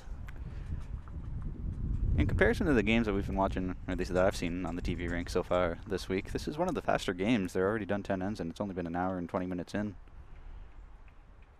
Yes, particularly, I think we talked about it, but that first day of bowls, every game seemed to be quite slow, but it's picked up since then, and as you say, getting through this game relatively quickly. There's not a lot of walking up to the head, you know. And I think the reason for that is you've got skips who are giving good, clear directions of what they actually want. It doesn't necessitate the third to come up and have a look. So they're giving good, clear directions, and both of the thirds obviously are experienced there as well, and can play the shot. So, you know, it comes back down to what we've talked about so often, is the communication, and if you can keep that communication right and what people want and what they understand and how they go about it, and giving those directions, it can eliminate going up to the head and get the games through a little bit quicker. One of the complaints I've heard from many players is that they really want their third to be able to come up to the head, and a lot of thirds like to come up and see the head for themselves. And my rebuttal to that is that you need to be able to trust your skip and be able to make the shot without actually seeing it. So if your skip says draw here, draw to the jack where my foot is, even though you can't see it, you have to be able to trust your skip on that and be able to make a shot without actually seeing the head. And I think that a lot of players just aren't familiar with that, aren't used to that, and are getting too comfortable with being able to stand around as a third down with the skip. Yep, you couldn't be more correct there, Jake. You've got to believe in your skip. They're the one who is up the end. They're the one who's seeing the head. They're the one who's seeing all the bowls that have previously been played on the end. And you've got to, as you say, you've got to trust them that they are making the right decision. And I'm sure, as I said, we've got a couple of experienced skips here, and that's exactly what they are doing. So, you know, it's good to see. Also haven't been a whole lot of measures on this game either. Every shot, every count is just, yep, done, kicked in. Yep.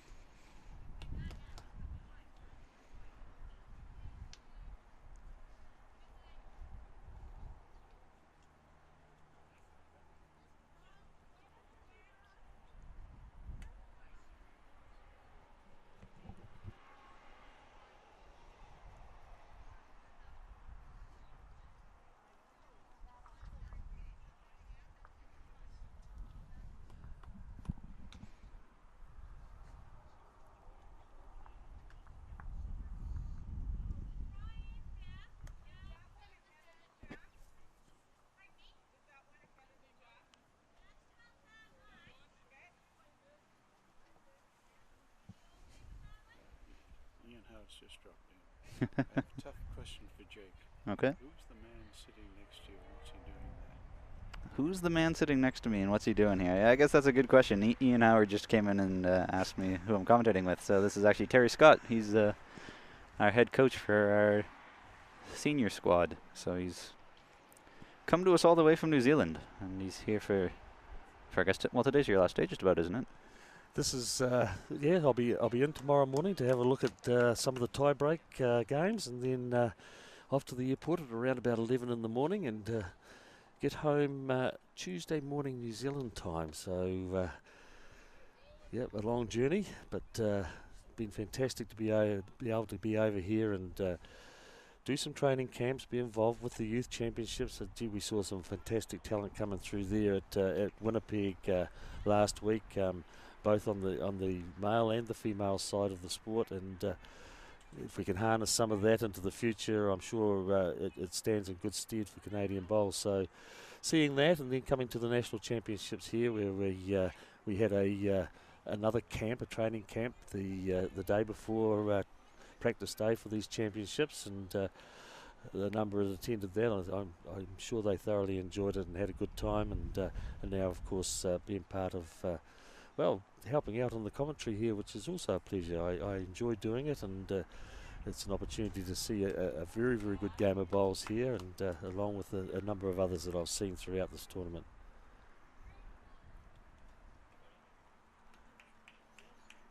Seems like the Alberta team is really starting to come alive here, looking at the way the head's set up down there. With Jordan's had to throw a few drives here lately, and look at this, another beautiful bowl there from Jordan. Excellent shot.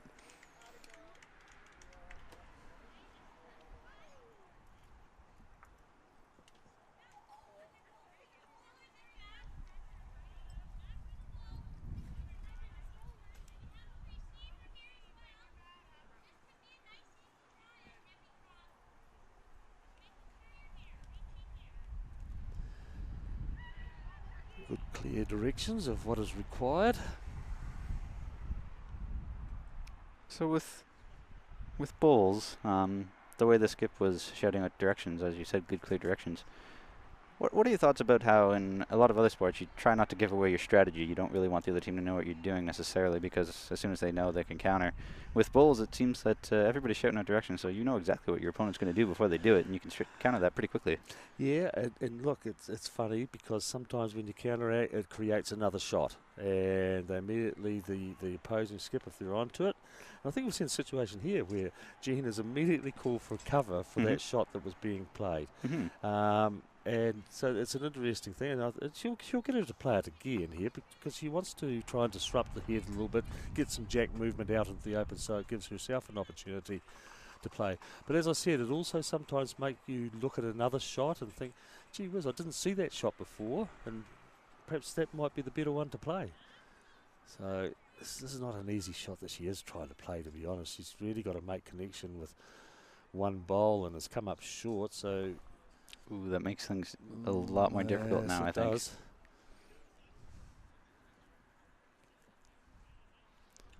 I think there's the other thing, we talked about this game getting through here, and it just shows the experience of Jean.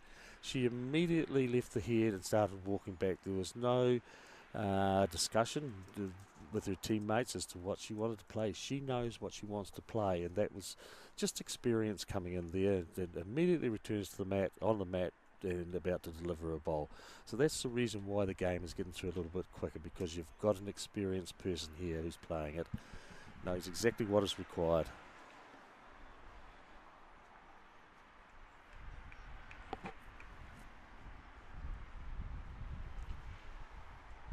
I think it's the backhand now for Alberta, isn't it? They that forehand shot that they were previously looking at just starting to come a lot harder.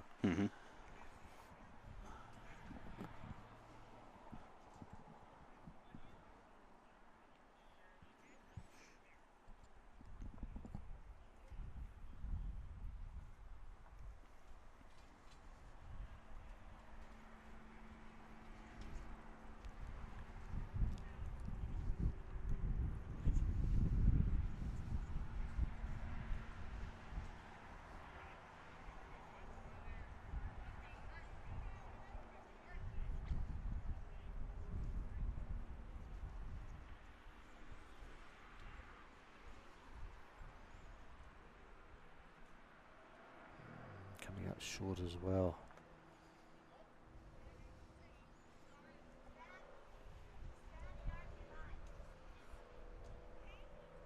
And once again, Jean knows exactly what she wants to do. She just asked Anita to stand a yard behind exactly, and so that's exactly where Jean wants to go.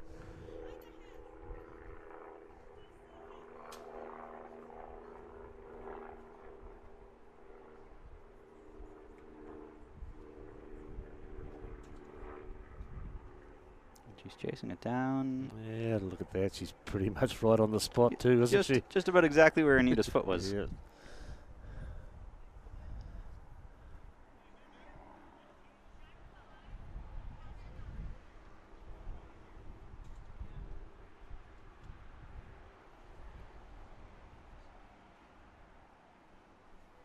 Well, got more weight. I don't think she's going to hold up enough though. Cutting across now. Mm-hmm. The weight was real good for the shot. But cutting across, so definitely the one. It may have only just been the one too, was it? That might have been.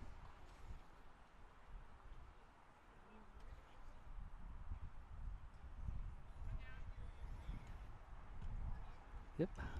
Just the one. Well, 12 shots and 11 ends. That's a battle. And it might have all come down to that one end where they pulled the mat up and scored a two. Scored a two, yep.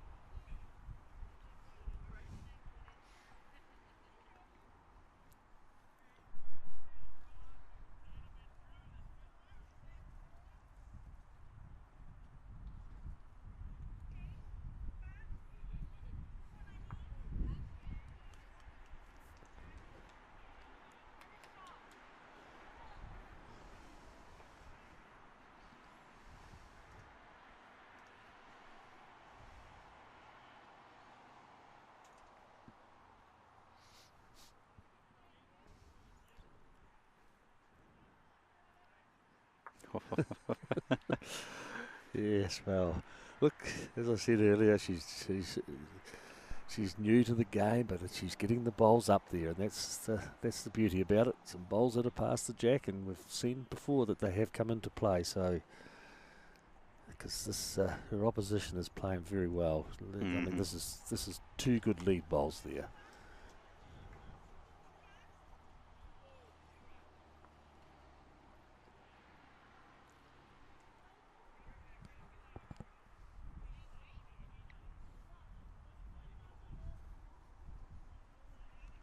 I'm shocked that Anita came up so short on that one.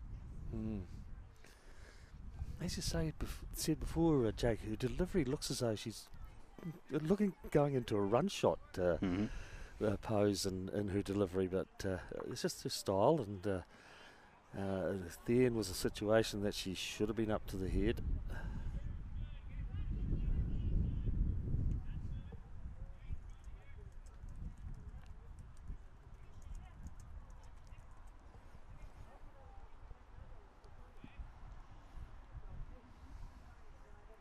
And now it's already starting to get a little bit trickier here for Saskatchewan.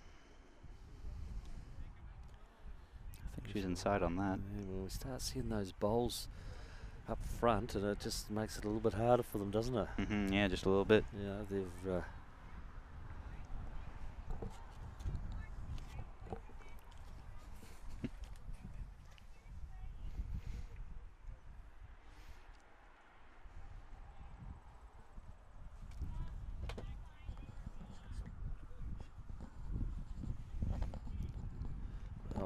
Cover bowl going in from Alberta. We've got 3 shots at the moment. It's important here that Jordan gets something handy. Try to keep the count down. They can't afford to really go dropping more than one in the context of the game. It's yeah, well, she got onto one of her own front bowls, reduced the count to 2. Helpful. Yeah, 2. I think it would still be 2. It's just hard to tell how far away that bowl is. Yeah, from the camera angle on the TV here, it doesn't really make it any easier to tell whether it would be 1 or 2. I get some indication from the skips, but important again for Jordan to play with similar weight to what she had with the last one, making sure that she's reaching it, get some connection with the shot bowls. Jean's looking at it pretty intently. I think she put more weight onto it, has gone a bit wider. Well, she took one out and it's definitely reduced the count to 1. Funny how that works now. They actually now have 2 seconds out of it, so they're actually in a pretty good position now. Exactly. Be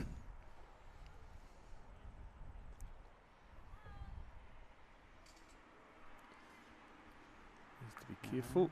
Oh, And just like wow. that, boom, now Wow. Alberta has 2 seconds. Line 3 there. Line 3, yeah. How quickly can it change around? Yeah, how quickly does it change?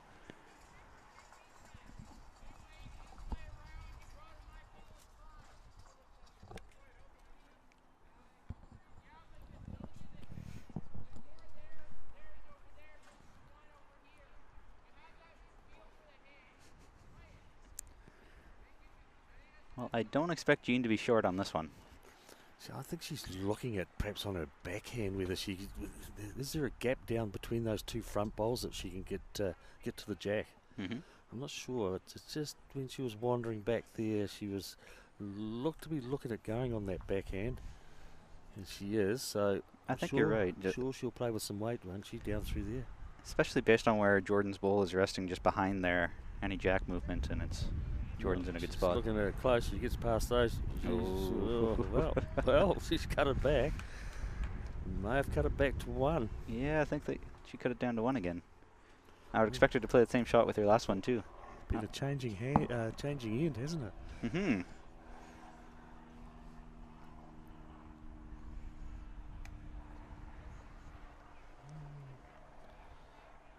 Alberta looking at playing on the forehand. I was wondering whether they should be the backhand. Negotiate the front bowl and draw to where Jean's last bowl is. Don't think there's really any danger there. However, she's made up her mind. I wonder if they're going to try to draw around to match Jordan's bowl behind there. May well be. That's the only shot I can think of playing on that hand. That would be Just to try and get a little bit of cover in yeah. there.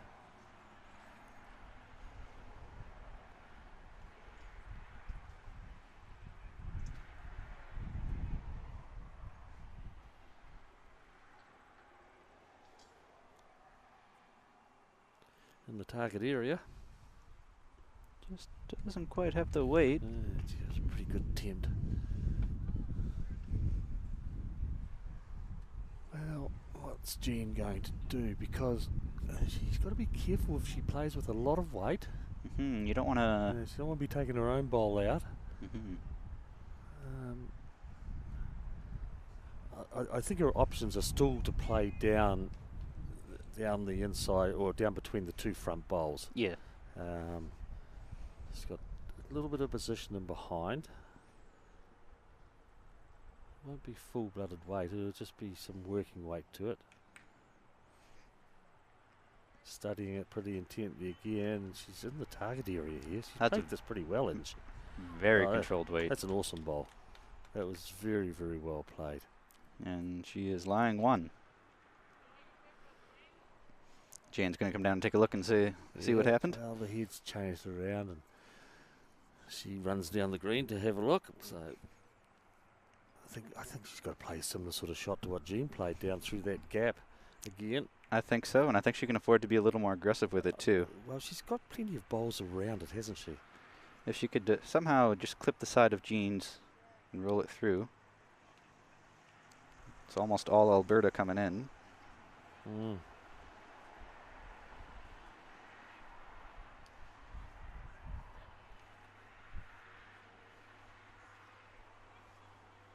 I think they're discussing playing the other hand too. Gee, this doesn't look easy. She's going to have a wee bit of weight to it if she's wanting to get a result on the other hand, because it's she's looking at moving her own bowls up, but I just don't know how she can get them up there to get a shot out of it. Yeah, I think you're right. I think she'd need to play a lot more weight than we've seen her play so far if she's going to play that hand, and I don't know if she has that in her tool bag or not. Well, We'll find out here shortly. She is playing. Yeah, she is on that forehand, so...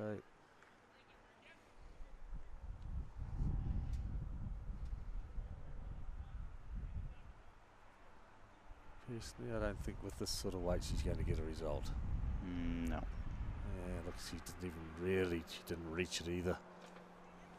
That's for sure one for Saskatchewan, and they're going to take a look and maybe even more.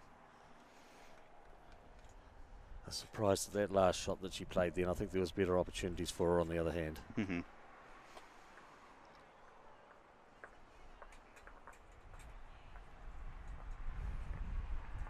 Well, the one great thing about televising some games is that once I do get these up on YouTube, people will be able to go back and look and actually say, well, you know what, from this angle, maybe you're right, maybe I should have played the other hand. And that's not something you can necessarily see in a debrief. You can't go back and pinpoint and say, hey, N12, bowl 3. So this is definitely a good learning opportunity for people who are being televised to be able to go back, look, and see, and learn a few new strategic moves.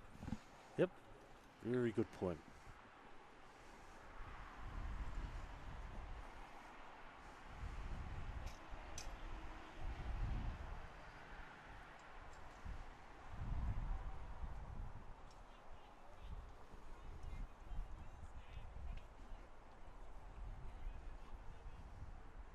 Very grueling game here, this, with, what, 4 ends to go? 1 point game?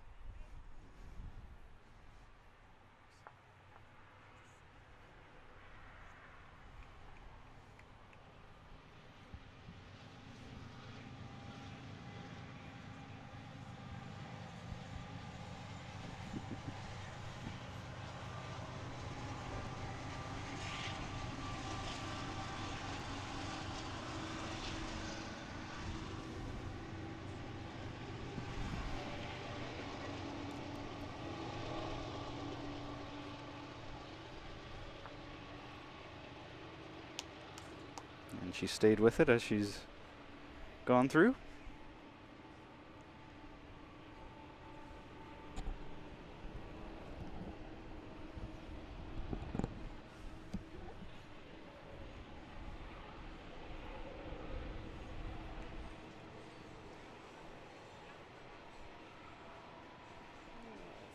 Pretty good effort, just a little bit tight on her line, but she got the bowl away a bit better on that occasion, so keep learning from that. I also appreciate that she stayed with the same hand, even though there was a bowl over there. She didn't opt to switch. Exactly. That's something that I see happen very, very frequently here in Canada. Is a lot of leads will switch hands right away, and I don't think you ever really need to as a lead. Look, you don't need to often. I always say to people, look, it's a very small thing in quite a big area, and you think about the size of a bowl and the area surrounding it. I've often gone out with people, and they talk about, oh look, I'll hit that bowl in. So I've often gone out to people and I said, you tell me, you show me a spot that I'll put that bowl right in the line that you think it is your access to the jack. I put it there and I said, rightio, every time you hit it now, I'm trying to draw to the jack, I'll give you $5, and every time you miss, you give me $1. And invariably I'll come out on the right side of it, because they try to hit it up and they can't, because it's, as I said, it's a small thing in a big area. There's ways and means of getting to the jack without that bowl being in the way. And as you say, it was good. She stayed on the same hand, and it's something that will be beneficial for her going forward.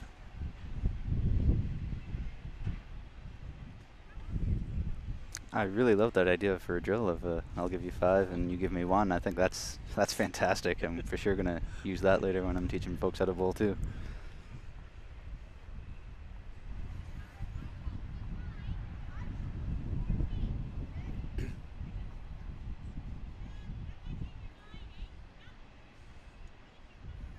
Do you have all of these drills and games written down somewhere, or are they all just circulating in your head and you just know where they are? I think they circulate in my head a fair bit, to be fair.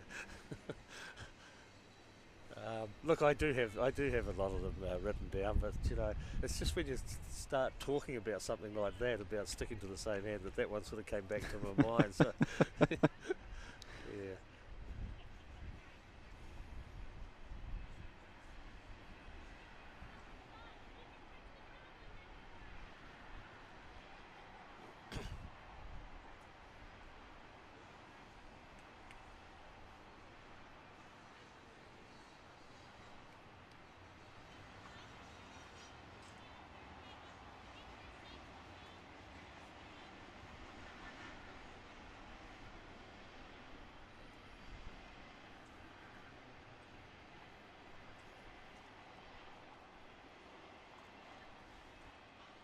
Don't think Peggy's there.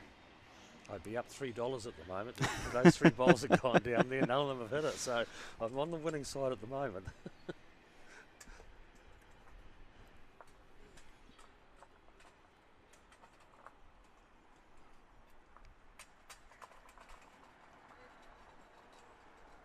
And there's another. Yep. Not a bad bowler from Jordan. Just about to around I that. think she has got close to getting shot there. No. No, second shot.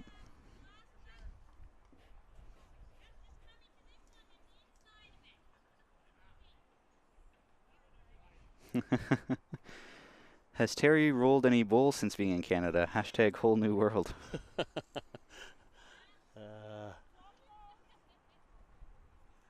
What a great shot. Beautiful bowl. No, look, I haven't. It's my off season at the moment.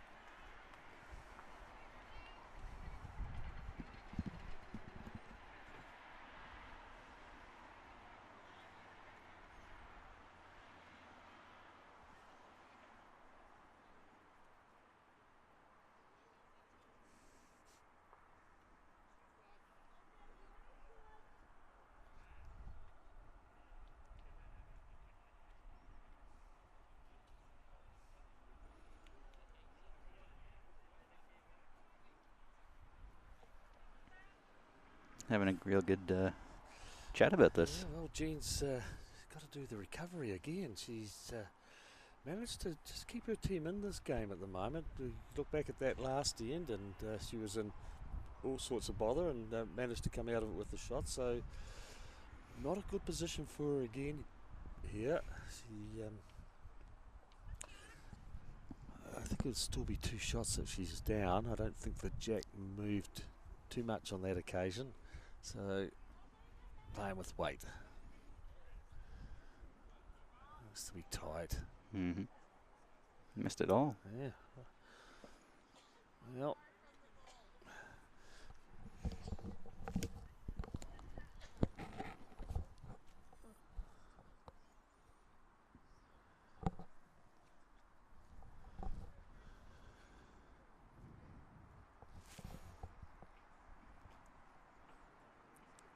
I think Jan's also not sure about what she wants to do here.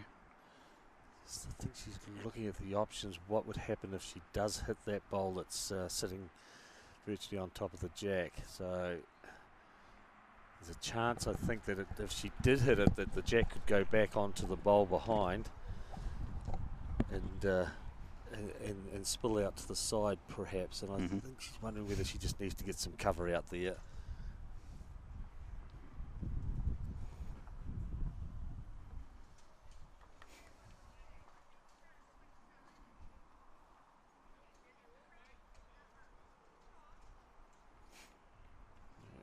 Yep. She's looking at going. Yep.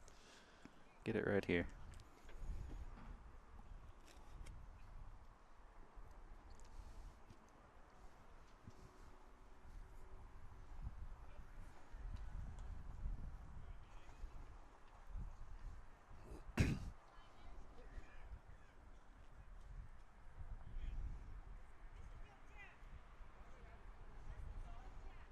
Don't think she quite had the weight to get it back to where she wanted it. I don't think she did. Well, Jean, I don't think you've got a lot of options here. I think you need to be looking at something similar to your last.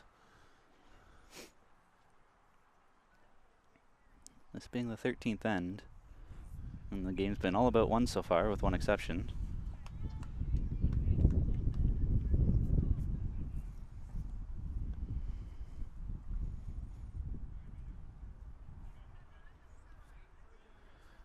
Weighted shot again. I think she's tight again, isn't she?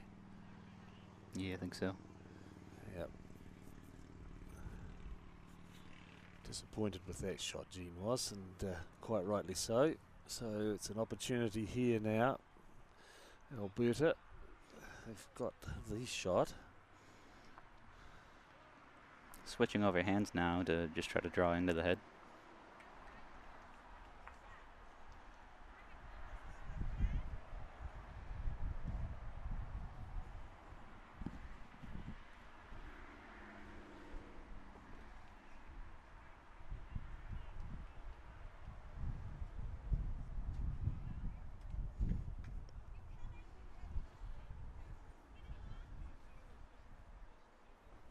Tight as well. Tight and light, yeah. Not there. Well, the one shot comes out, and I think that's just all it is. Yeah, just the one Alberta. I'm looking at another game that's going on here over on rink 3. The Alberta or the Manitoba ladies have brought the mat up pretty close to the hog line. That's the first time I've seen that from another game going on. It's not quite all the way there, I don't think, but.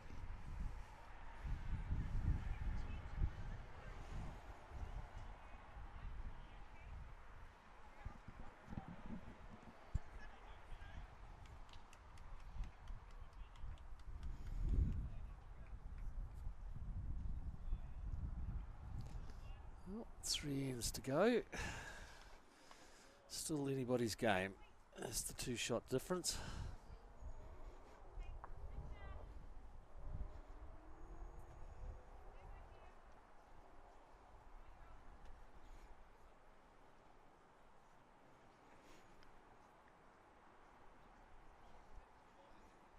Still surprised that Alberta hasn't tried to bring the mat up again after they scored 2. Yes, that one in so many ends ago. It's been interesting in that, and a very good point, because they were successful on that end where they did take the mat up, and when they've had the jack since then, they've gone back to where they've traditionally played previously. So a little bit surprised as well about that.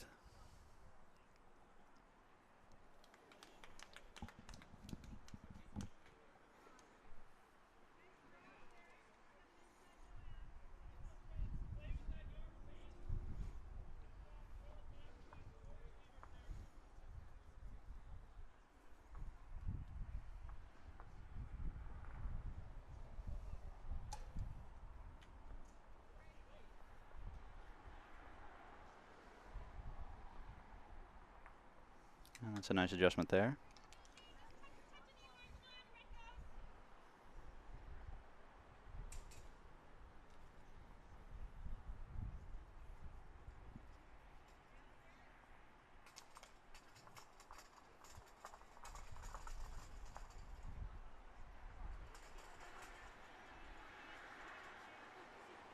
Oh, that's a very good adjustment there from Belinda. Great effort.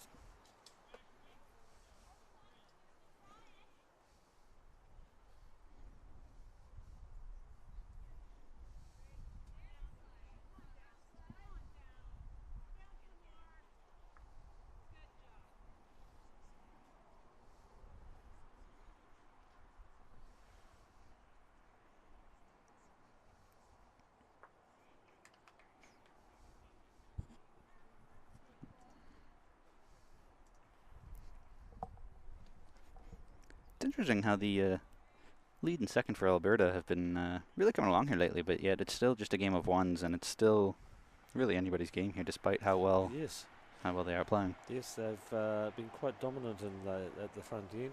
Great ball here from Anita. Excellent shot. Yep. Good recovery.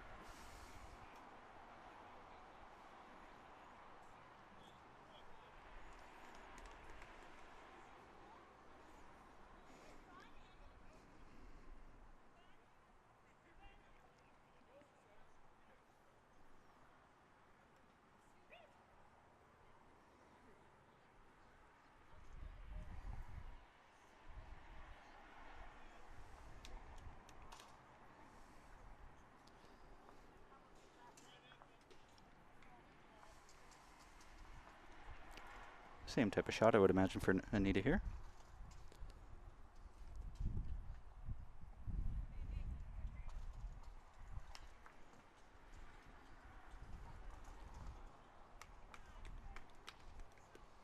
And looks to be very well played indeed.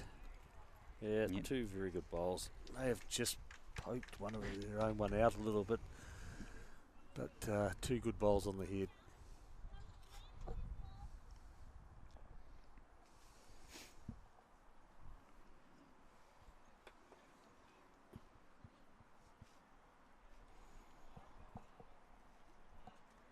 I think Peggy's a little bit too wide on this one, but that seemed to work.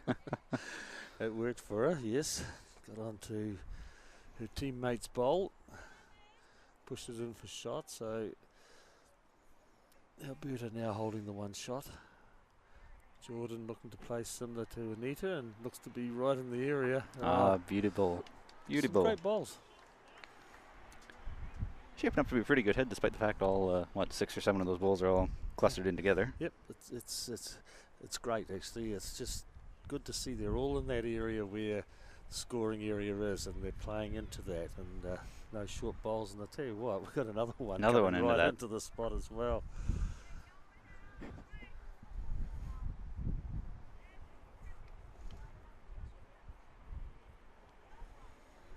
Now, Gene's calling for the other hand to try to draw around into that pocket of the 3 Alberta Bulls at the back there.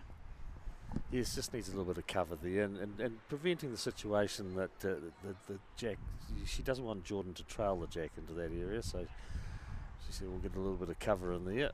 The weight was real good for it too, just a touch wide. However, a very good hand overall.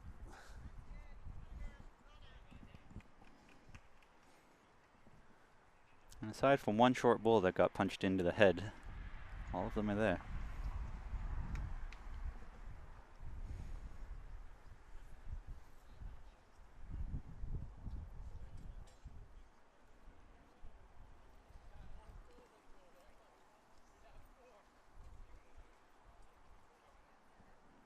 You can see the Alberta team strategizing here about how they can trail the Jack back to that little pocket of 3.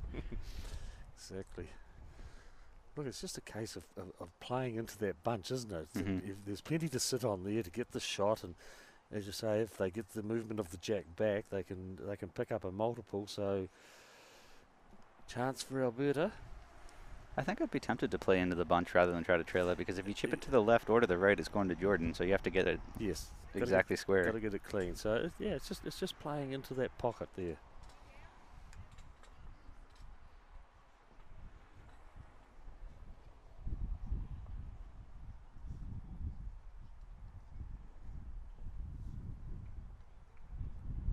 Don't know if she's got enough weight. Nope. She needs another good metre of weight.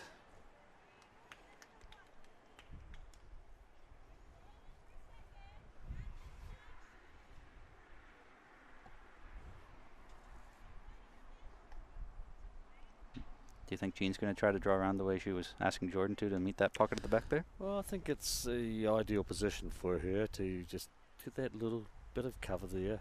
She can get another shot.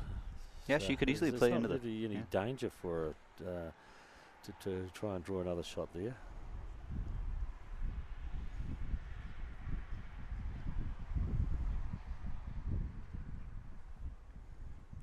She's a bit narrow, isn't she? Yeah, I think so. She's done a knock up that front one. Oof. Ooh, ooh. Well, I would think that Jan's going to switch hands here now. Yeah, that's what Peggy's calling for.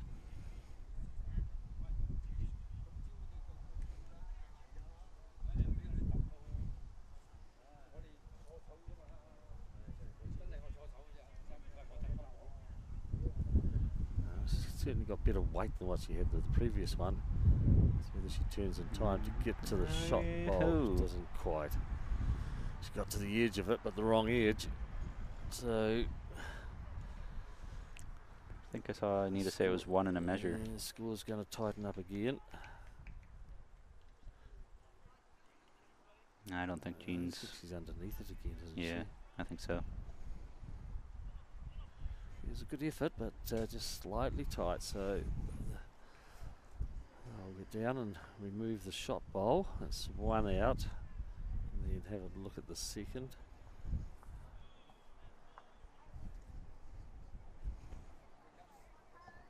Gonna call an umpire for it. This will be the first umpire call we've had in a while. It is.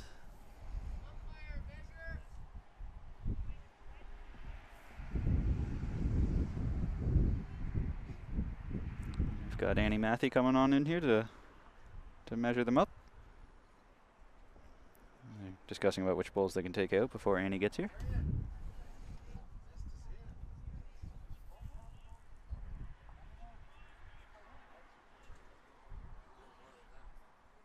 It's interesting. One of the bowls fell over. The bowl fell over. One of the ones they were going to measure Mhm. was leaning on another bowl behind, and the bowl behind fell, which caused that measure bowl to tip over. It wasn't anything that the players did. It's just they were moving the bowls that were out on the periphery, and that fell over. So just the one shot in the end. No measure required from the umpire. So Lesson learned there that you always got to wedge them if you're Yep. a little unsure.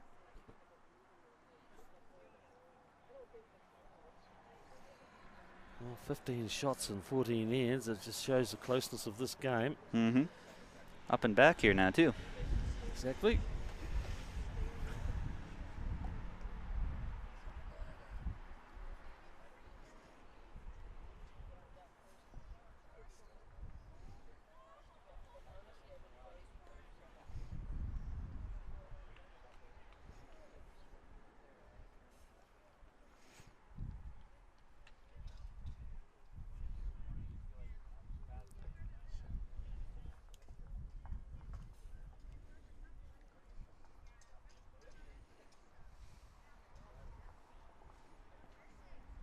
Both leads are past the jack here on this one, I think.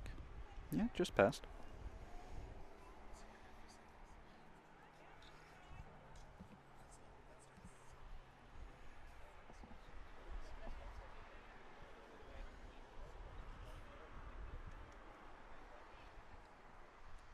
Coming up just tight.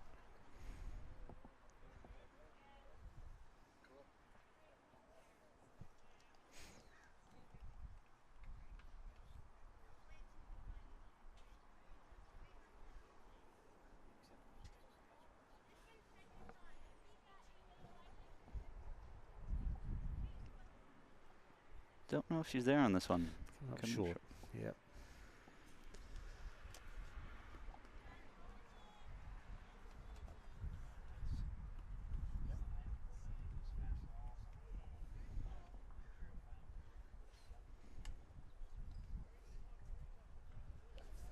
Meter's pretty well pointed here.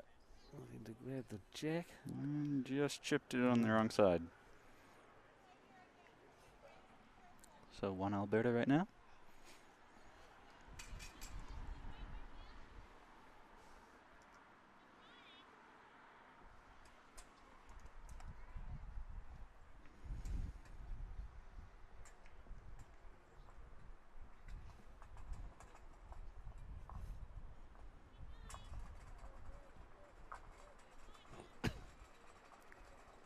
Just past it. Well, close for another shot. Some catches here, though, isn't there, to get onto the shot bowl or sitting on her own bowl and putting another one on the head.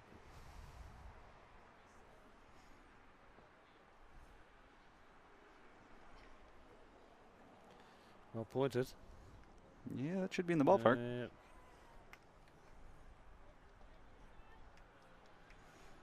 That jack is slowly getting chipped and chipped and chipped to the side over there.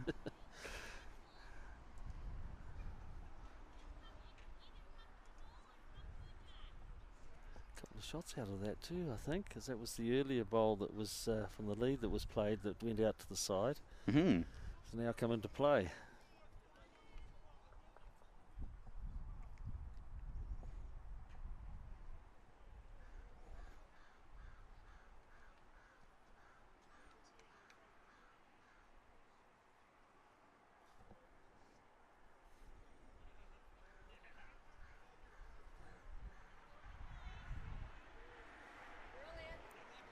Didn't quite have enough to get there. Just need a bit more juice.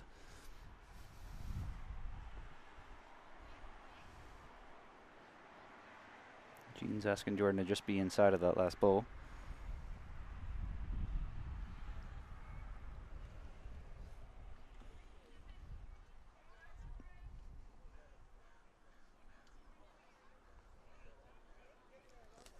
Well played.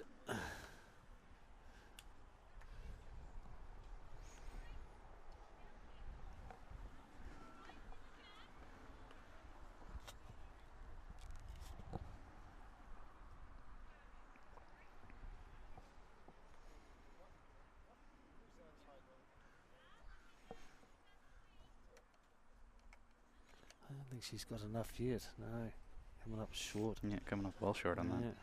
Oh, she's got another one to send down there, but gee whiz, they don't want to be blocking up the front at all. It's building up to be not a bad head here for Saskatchewan? I have trouble. I've been getting it out good, you know. Yeah, I knew I was going to have a hiccup sooner or later with it.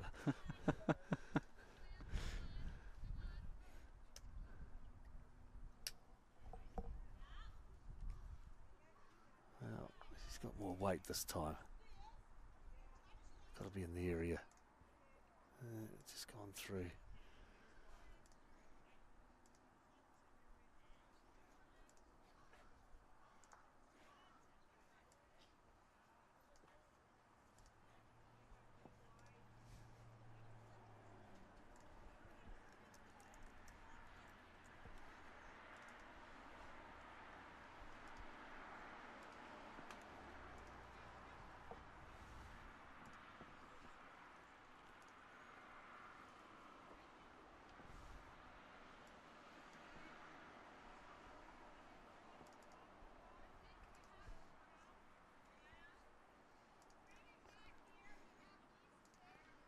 Short as well, Jean.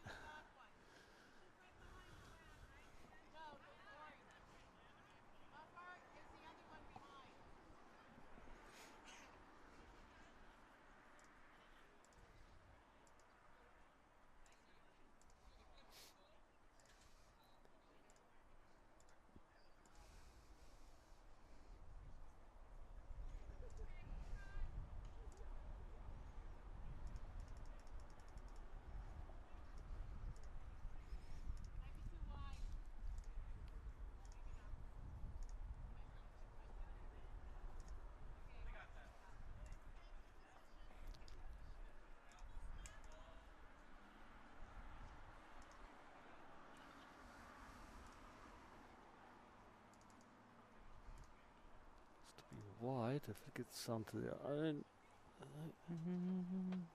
And behind.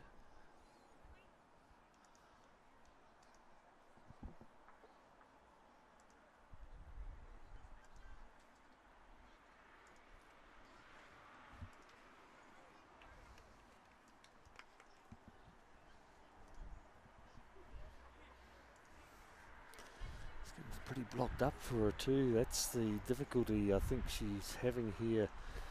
Whether she can get the shot there, or she's given her a couple of options, but neither of them look easy.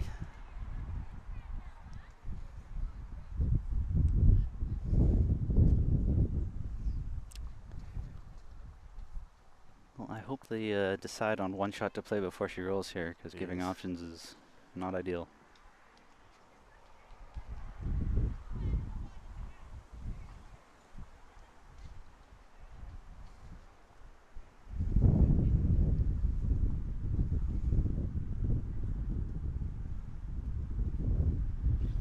Must be going too quick. Wide and quick. She was standing on the mat and she looked uneasy about what she was playing, and it's just, as you said, Jake, it's just need to make up your mind on what you're actually going to play, and be positive and have a clear thought on it. And to me, when she was standing on the mat prior to that delivery, she seemed to take just a little bit longer than what she had previously, and as a result of it, well, it was a poor bowl. So one shot being taken out, and now the measure is going on for any further shots. So it's going to be either all tied up or very close going into the last end.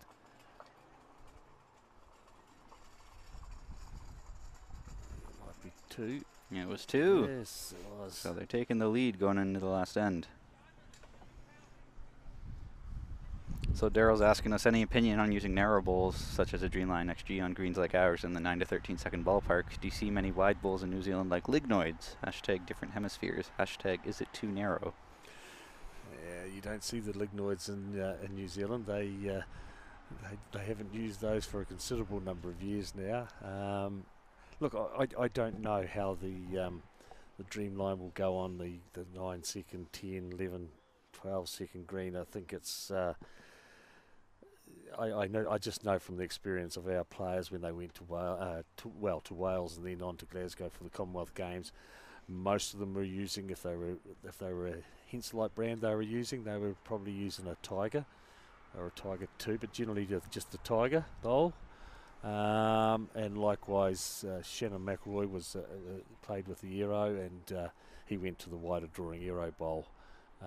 So I think that we just have to be aware of the pace of greens as we play around the world as to what model and of bowl we actually use. And when we're getting the pace of this sort of green, we just need to make sure that we're getting something that does get a little bit of draw for us.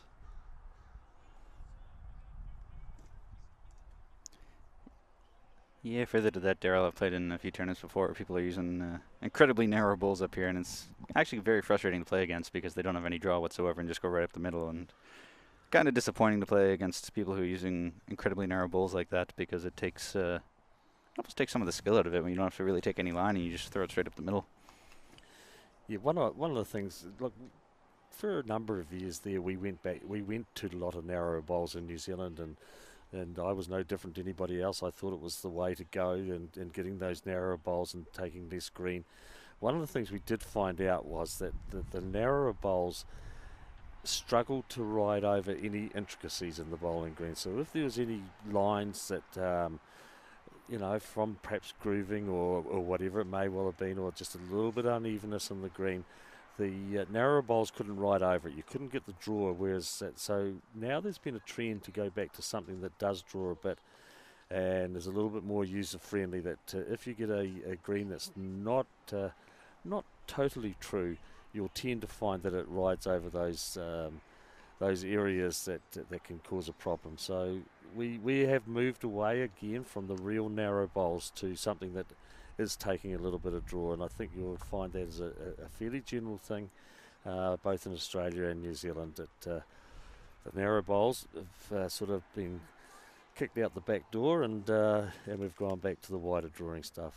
Not back to where we used to be 30 or 40 years ago, where they went halfway around the world to get to the jack.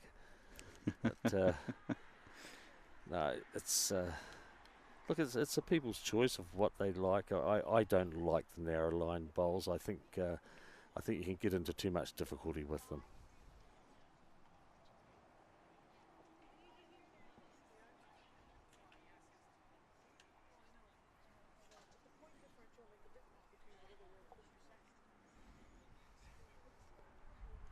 Well, Alberta holding a couple of shots at the moment.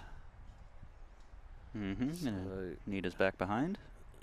Yes, back and behind there. Got a couple of bowls behind at the moment, and I think some good directions here that Alberta just needs one past the jack in that sort of scoring zone area beyond the jack. I don't think this is going to do. I don't think it's got enough weight to get to where. It's another short ball. Yeah. And Alberta, they really don't want to have some short bowls at this stage. They've got a couple of shots they need to get past. I think Gene's asking Jordan to throw some weight into this. Yeah, Yep. Here we go. Didn't like it, turned her back on it very quickly. Well, got rid of one. Well, she just One of those about short got a ones. result of it off that bowl. Key result out of that is that it kept her ball on the green too. Yes, I think there's an issue here developing for Alberta. Even though they've got a couple of shots, They don't have anything behind. they've got.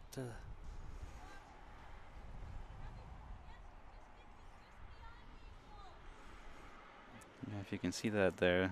Alberta's got a few in the head and a few short, but they don't really have anything past there, which is, I think, a really good call there from Jen. I just lost touch with that.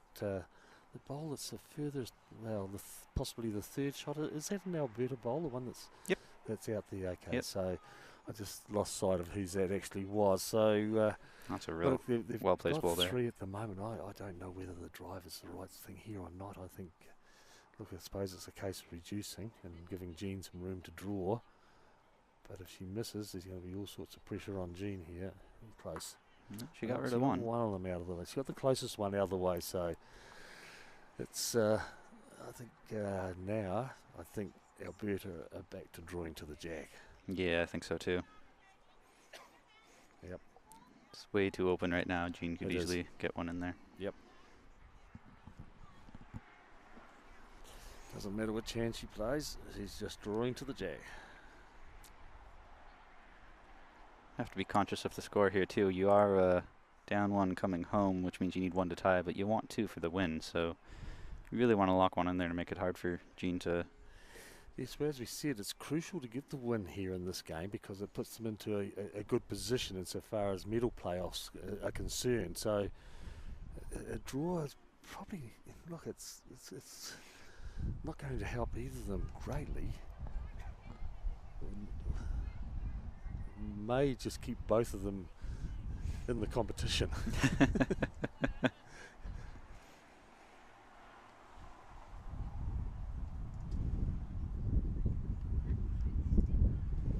This is round number 8, yeah? Yes, it is. Yep, one more game in the round robin. I was just logging into the back end to see if any of the scores had been sitting there waiting yet, and none of them are yet, so not quite sure what's happening in the rest of the pool for the women's fours here yet for this round. I don't think Jean's got the weight. She didn't seem to get it away that well, but oh look, if she gets past that, oh no. When she delivered that then, she just didn't seem to get it away as smooth as what she has previously. So opportunity here for Alberta, holding 2. 3 bowls to be played, the final end, 9-8. I'm going to say that Alberta are down 9-8 rather than trying to say that Saskatchewan's up 9. it's up 9-8.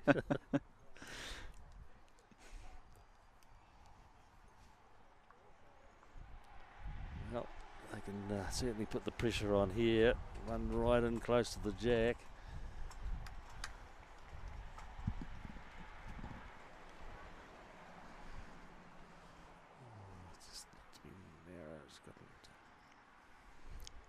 It's narrow, but will she get a rub off in? Oh, she's just Rub off in. And, you know, it just makes that hand a little bit tighter now for Jean. But so the pressure's on the skip. Mm-hmm. All comes down to this. Yes, it does. Might be the lady of the moment. You never know. She's going to have to grab the jack. She's dropped the jack. Well. How's that for a bowl? So Saskatchewan's line 1 right now and Gee, holding great game. Bowl. Awesome bowl. Certainly gave it a chance too. She wasn't just looking to draw, That's she was right. looking to be Yep. just past. Well, I think she probably had to have that touch of weight because she needed to make sure she was inside the wing bowls, and so she certainly gave it the chance to get there. So what are the options here now for Alberta? They're just the one down. So you could pick They the bowl. Look at playing on the forehand to sit the bowl through for a couple. Go for the win. Yeah, yeah, that's exactly what Coach Derek Dillon's suggesting here. Right, okay. And if she is slightly tight, at least she's got a chance of turning up her own bowl as well to get it up for shot, which would give her the draw. Mm-hmm. So ensuring that she has playing with a good metre of weight to this. Well, they're all studying it. Is it here? I think it's here. Just a draw. Just a draw for shot.